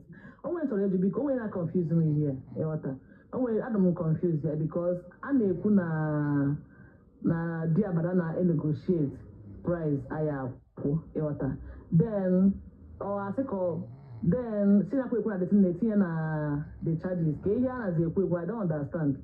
Now all of those things now police station there was intention of play well or what I did about that. Can we take at least all I get is 5 million or 10 million? Kenya ka Abadalawan. The man will say, Kayabagaria, Niagana 1 million every month. Because not every year, I'm with the 1 million. It didn't go down well with the young man, which is pay well. Okay, that young man who is that and the intention in the cause was not for Abada to go to prison. Now let me clear the air. I am not with them. But I will always stand on the truth. The intention of Ogacho Komilo was not for Abada to go to prison. Because they all believed that the young man was saying the truth. Now, Eji, the widow. It was when that young man, Shams, because no Sham, my mom was saying, wow. But I made that video, how that thing agreement escalates. Hey, also, then the video came on that Intagre Soludo and into be Simba. Yeah, where is the forward the matter to court. Let me show you something, my sister. Just hold on a bit. Let me show you something. I want to show you something. Just a second. I'm going to delete them that thing here. I'm delete to go the opposite on my other opposite on my deleted because I'm now Hannah, they are coming to attack me very soon. So some of the proofs I will from my phone in case I wouldn't have a room or have room or whatever. You know, I mean, wait, just a second. Let me go back to my draft. Come put here.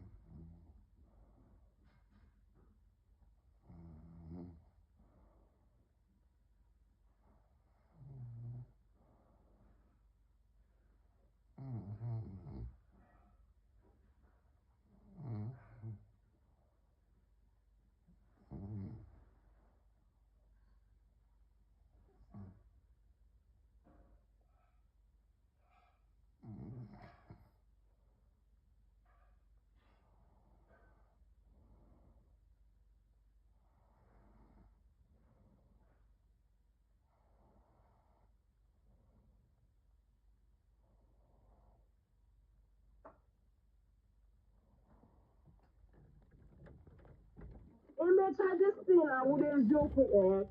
Oh no. I'm really upset, honestly.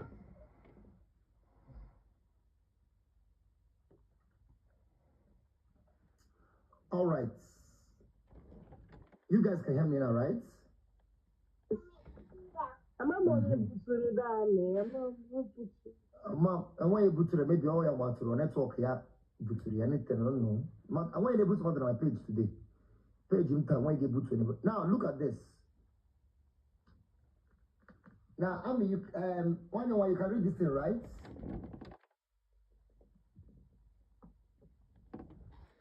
This was Abada's status.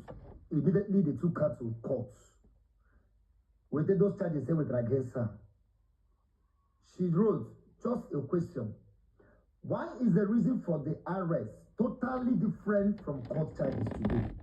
Why different court charges and false for that matter? I mean, does this mean anything to you? Like I felt maybe actually divert the attention of your but to you now is making sense, like it's adding together. Is adding up. We're telling them longer now. Is adding up, yeah. So people like a Freda. You know what I'm a Freda there number. When about there number. I don't want to personal issue. Oh, what is about that matter? A Freda. People like a Freda honor this thing, honor that charge out. Because I believe Oga Chokomilo, you know, Oga Chokomilo somehow, it goes like Freda, the charge is saying whatever. That was why Freda removed herself from this case. While I got here, happens here after this man. Can they remove themselves? I know what I'm doing. No time can see. Then I know what I try to do. Why didn't they all of that? The truth, at this point now, they cannot come back again to come and tell people that they have to rush or have to reach you. They can't come out again. They cannot come out again. That happens inside, in shambles. That is why people like a friend now, and friend and like also, they move one. You understand me? But the thing is that, I mean, you were the one that brought up this matter. Although this matter changing, all the people want them to say, I don't want Mama, matter change the way low. Yeah, for that way high for and you still left these people to be like this. That girl, Smart Doris, this morning. Man, about Smart Doris is here. That petition and the charges, yes, have you seen it? You've not seen it.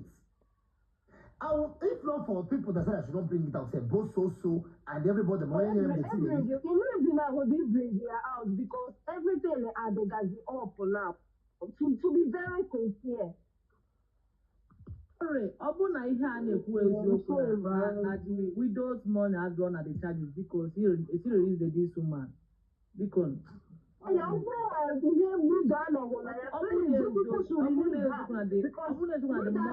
money I don't have the charges because he released the because I can see the we would have added this. We got their off just to power Amunfunama. Not if I'm drive the window, can I go down first? Because the court hearing in few days to come. I got me in less than 1 week now. Internet is like in less than a week now. Internet from now till Sunday, time first, second. By next week, from now till Sunday next week, next upper week Sunday, internet is broke also. And internet is broke also. From now till next week Sunday, internet is about to be a. I'm telling you the truth. From now till next week Sunday.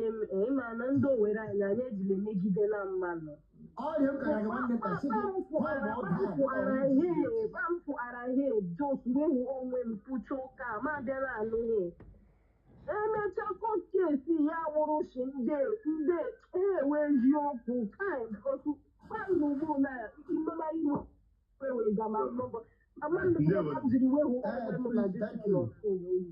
because charges agora this woman na court. Charges agora na court. I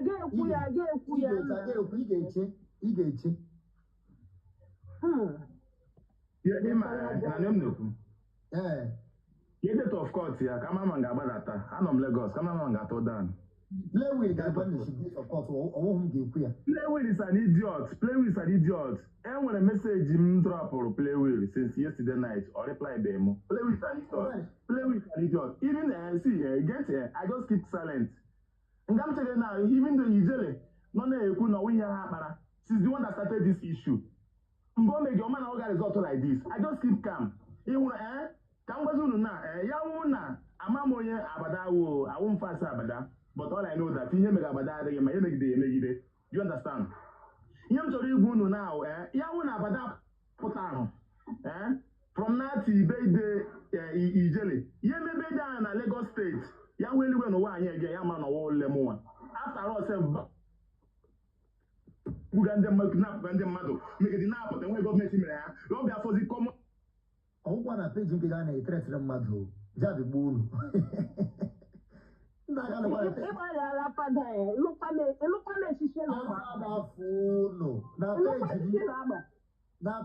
the threat. I can't go for Uno. Now, page cable, they got a query time. Ya only see Jelly you wine. You go for to consider a rule.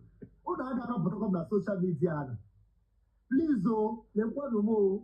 Oh, I'm a ganga. Oh, I'm the instigate the goddamn woman. Because one. Only one more. Oh, the one get a trouble. Oh, one more. Let's go on all. You have to go to wall law. You know, you have to case Abada. I hope I'm a case CJ. Zubi, when you come here, please retract your words, please. We are not here for Ijele. We are here for Abada. It is not about Ijele. It's about Abada. Biko. Biko, don't say that again, please. Biko. I want to be Ijele. We're getting personal problem. Biko, God, Ijele, God, set to lawyer. Who want to pay Jimmy? Biko, I'm not Basaga na pay Jimmy. Biko, I'm telling Basaga, I'm not Basaga. Madam, Jimmy, Basaga. Biko, please, I beg you. Zubi, open into the may high in Nako. You gonna apply for open no life. Way high in Neku, please. I don't know. They don't threaten people here. They don't threaten people here. Mind your words. Thank you, my sister. Please reverse those words. Before you do that, please reverse those words. Please reverse it. So bad, my brother. You could is your question. So bad, but all this moment, withdraw your statement. Please withdraw your statement. Put that statement here on this platform, please. Withdraw it here. That I will. There's no problem. So bad. When I'm there's no problem. We don't have the issue. There's no problem. Thank you. God bless you. I told you, I just said the platform. My platform is not for threats. You know, okay, play with you already. Ijele she, enwere onye shogi oga akwageshi ga bubu man. Because I chop all plan. I chop because it will tell you better than now. Oh no matter the kind of record I in that life far now. Even I want to have it post to way, already. And get away post to man already. So because chop man already and got shocking. That is why you see me. I am being careful with whatever I'm saying here. The court date, I'm at home. The petition, the charges are welcome. Go and ask Play will tell you. And we welcome. Because when you get to I don't know the right information. Okay? But what I'm saying, I don't know what I'm maka ndị screen record biko unu screen record ọkwa m na-ekwu ohe m chọrọ ikwu biko ọ ga-awụkwala nnụ abụmọnụ na ha ọjọọ shi anụrụ na mụmụ ụwa m na-abịa si wido eji wido ụgbọ eji nkwa wido ụgbọ ma para onwe m ikwu ịshịa eji agbagharị abọs gbarịcha abọs eji eti akpaghịkwa m Abada bọs anyị eti kwụọ wido ụgbọ ya onye wido kwụọ ya ụgwọ ma emechaa kwụọ ya ụgwọ ana mechaa kesi agbụ na-ahụrụ shi ego wido esoghị ekpọbara Abada mkpọrọ oo maka Chineke nna ndị niile arafu ohe tatiti ala ga-ejikwa kwanyerukwa kwụgbuo unu niile that is ịkpa that is Chineke nna ya wụrụkwa because agakwa asaga ya agakwa asaga izini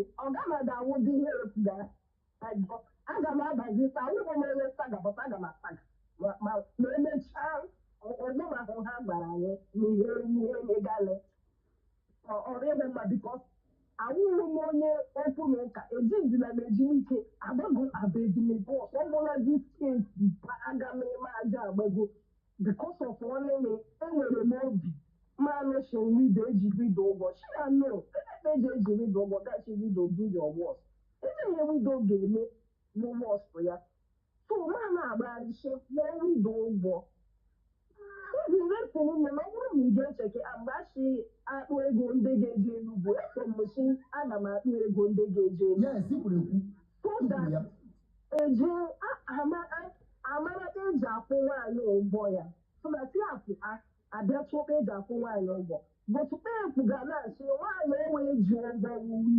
wido etinyere ego eji ya achaji nna wido ịchakwa akọwara anyị gemu gị nwoke ọnụ wido Chinemere ga-aplewe ga-akọwara anyị nnụ ga-anya nkọwara bikos ọ ga-akparị mma gakwa ndị mmadụ ụkwụ n'ama gbaja azụ eji eme ha ọzọ bụ maka ekwuru ọrụ m ihe abụọ adị onye ọbụla ọrụ m ihe abụọ ekwesịrị ijikwa izuo ya nọ so maka ndị screen record biko tikwa nọ ya ọgọdụ na ndị otu ya because on God,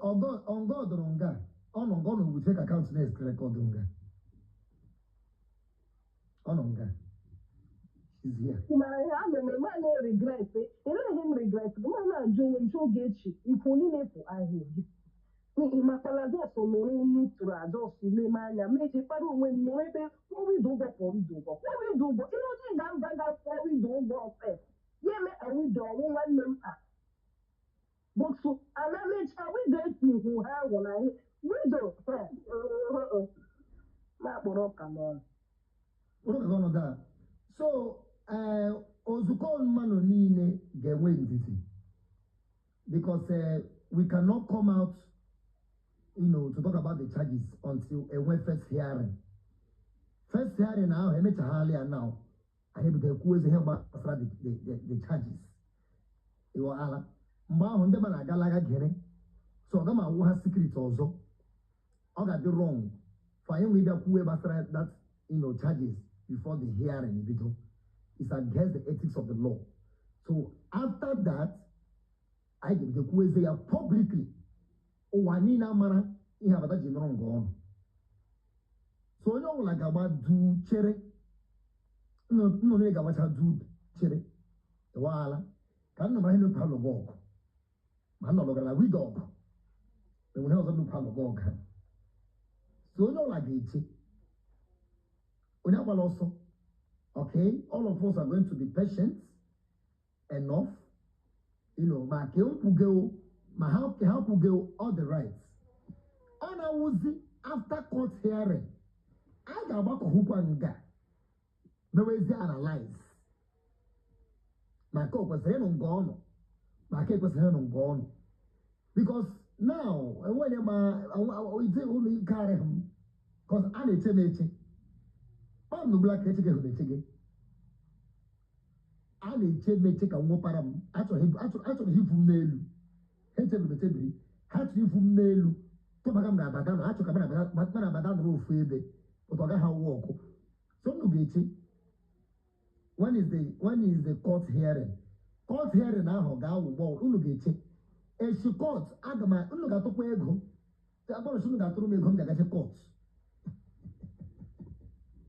But come down, may I come down for other police given my ideas saga? Because police is because every come to one about womb.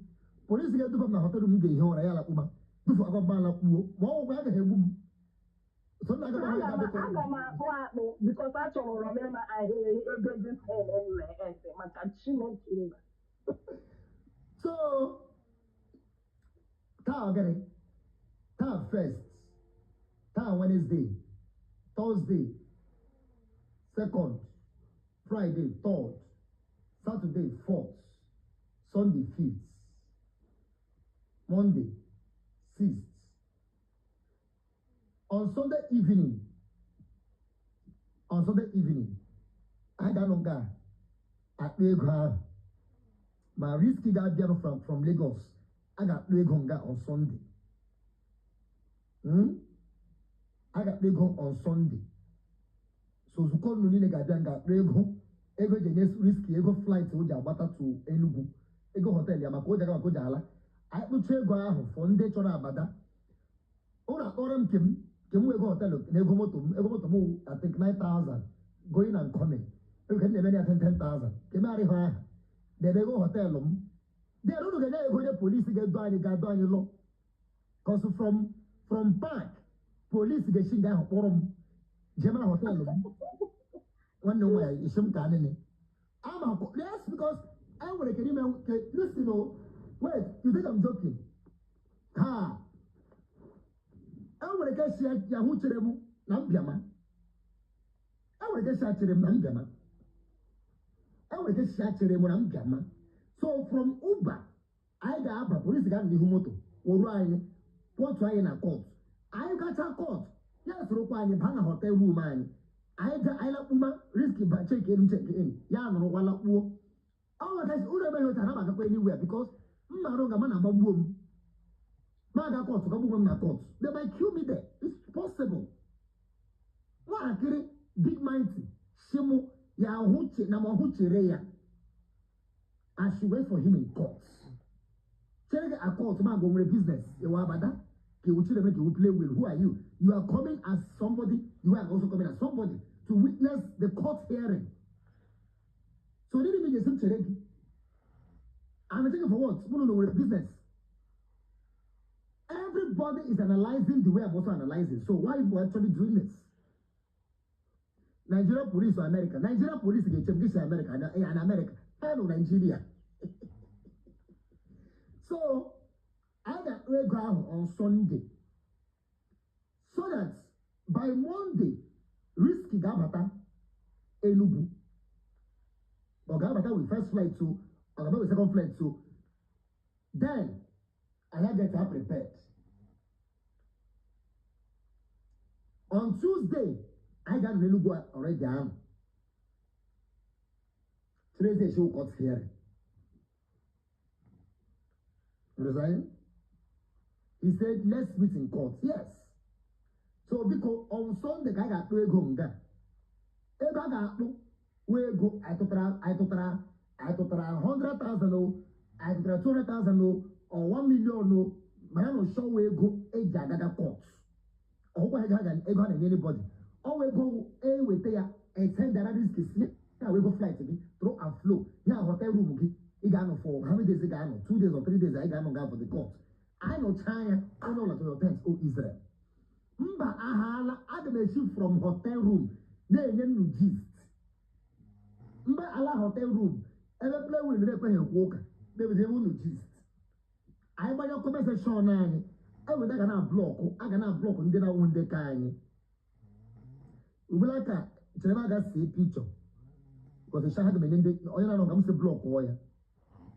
I can't do a video. Why would I do a video? I'm screenshotting. So that the Shah Saga and win longa. Saga and win. Saga and win are able to support. Saga and win on day can I put that? You can get him again. Don't worry. No go ahead game. I didn't video make no video. Him gonna one no should about should be video game will go when a band was shano me nubu. And a video go when some and me nubu.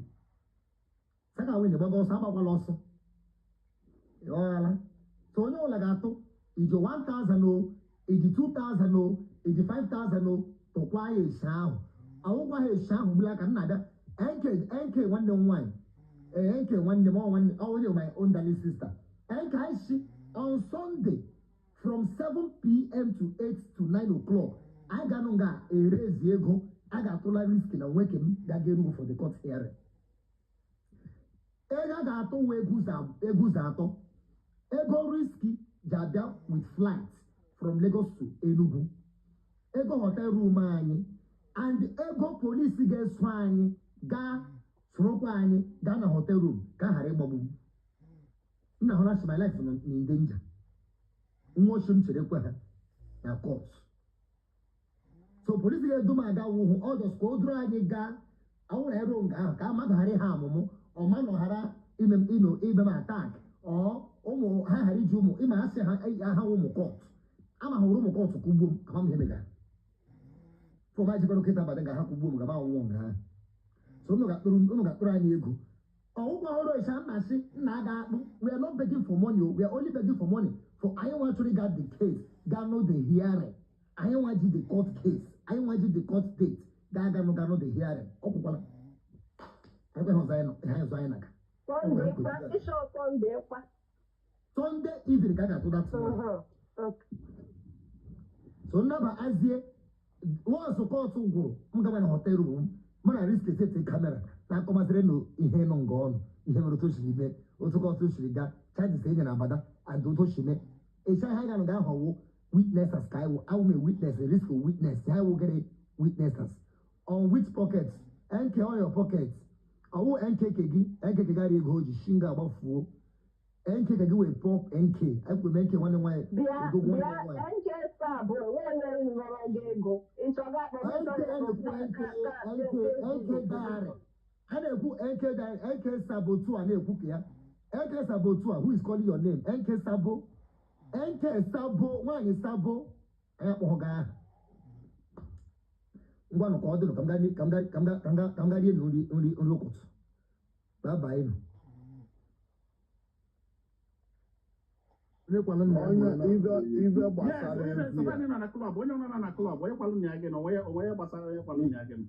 ive gbasara evi a ọsị ahụ na iji ụda efi 50,000 nke ime ọsị ahụ na ime 10,000 efi ha na-enyere efi and onye na-abụ bere papi ya as far as na ịkpọrọ afa na ego efi dị ife a efi ka ọwụ and onye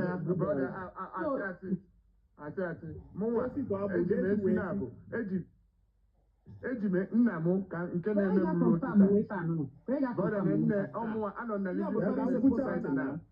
anọ na living witness mụnwa personally otu a nna m nwụ 2012 2011 understand sisi desi na m ga-afụ ya before etinye ya anyị ọnwa October nti oluo na December balute kwa ya bute efi nlọ m bute efu ọbụla ịbụa na-echezi moto ya si na Lagos ka ọ nata ka achọrọ m iji my car wee gaa village ka nzo understand nzokpụta onwe m ezo na-echezi moto ya si Lagos jiri moto ahụ na before nnabata egbugo efi wee pipi understand gbuo efi wee pipi nna mpụta nne m omero 2 months ago mụ na nne m na-esi ọ nọ na-egbubeghị m nna m ofi asị gị as long as na m anọrọ that present ọ wụrụ were mma wee kwuo understand na m emere ya ọ na-eme m right now up to now nka eje gburu nna m ewetara m efi ejikwa ozu nna m nwanna chega ngwa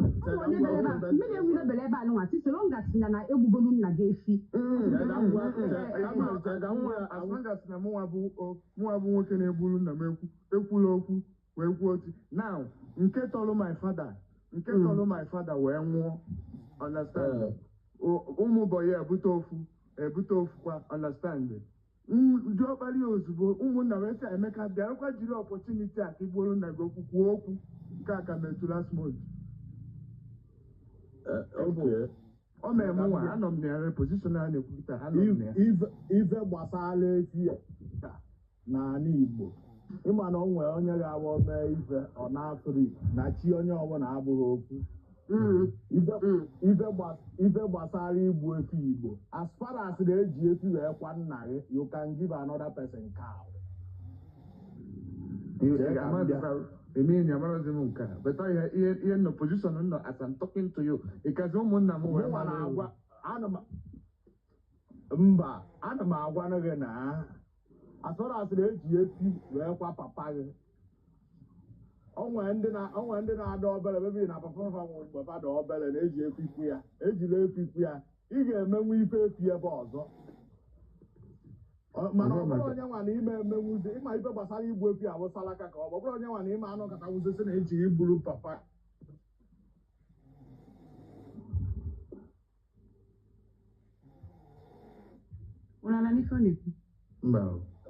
nwata eweliwe my body eweliwe una n'ihe m na-ekwu amara m and another thing bụ na inye mmadụ efi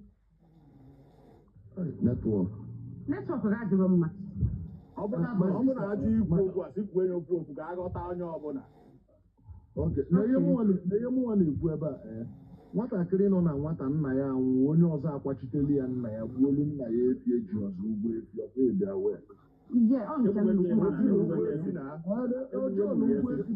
nwere ike ọnya m na-asị gị na township na-egbu ndị mmadụ okorobịa ahụ gị na ya nọ na klọb ị na-ama aka nwere ike ọ bụrụ na mgbe nna ya nwụrụ onye ọzọ akwachitego ya nna ya ọ kpụsa efi gị nwe nna gị ka nwụrụ inye so nna gị onyinye and ịkpụsabere nna gị ehi jee mebie ndị klọb jee kpụna ehi kpụnye onye ọzọ waịlị kpụ ibe nna gị ehi nke a na-eme m chọkwa ka m pụrụ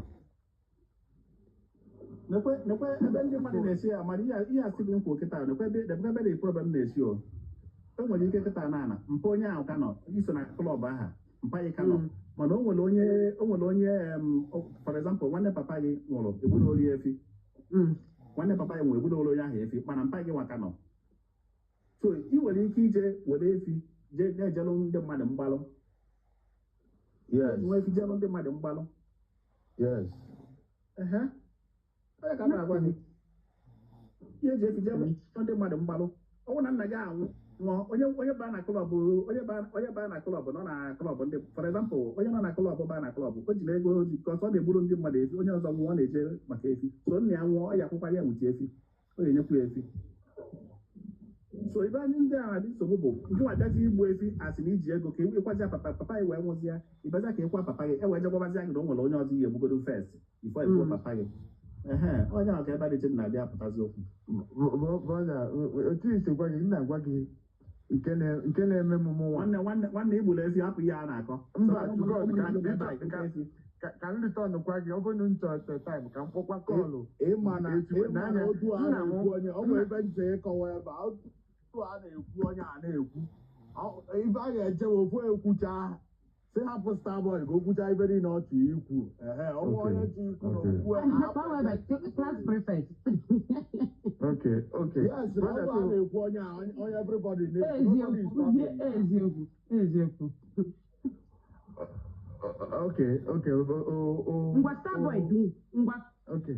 Because mba ọnwa nwanne m nwoke na-ekwu na m ebugo esi m ọnwụ a ọ na-ekwu nkịta ọmụnwa ka ọ na-eme m na-esiri nne m ọnwụ na-esipụọ m ike ihe na-akọzi ya ọ sị m nna na omegbubelu nna m efi n'agha ka eji wee na-eche m ka m si Enugu wee bata Abada na den moto bata from Lagos 6 o'clock mkpakwu ya karịtọn akwa understand so o sị m anọkwa m Nigeria then nke mezinuru mgbe a na-ekwuzi igbu efi last born nna m wee nwụọ nwee ofe ya ọ mba ka destin kwo nna sị nna m egbugo asị m sị m nakwa ọkwa ọ nọ n'ụlọ nkịta ụmụnna kwuo no understand now Emeka bụ na Emeka nke a last born ya bụ nwa etolutebe ịkpata akụ so ụmụbọyị weta ofu efi ụmụnna tụkwara anyị nwa nọkwa saịwụsị ka anyị wetara ha efi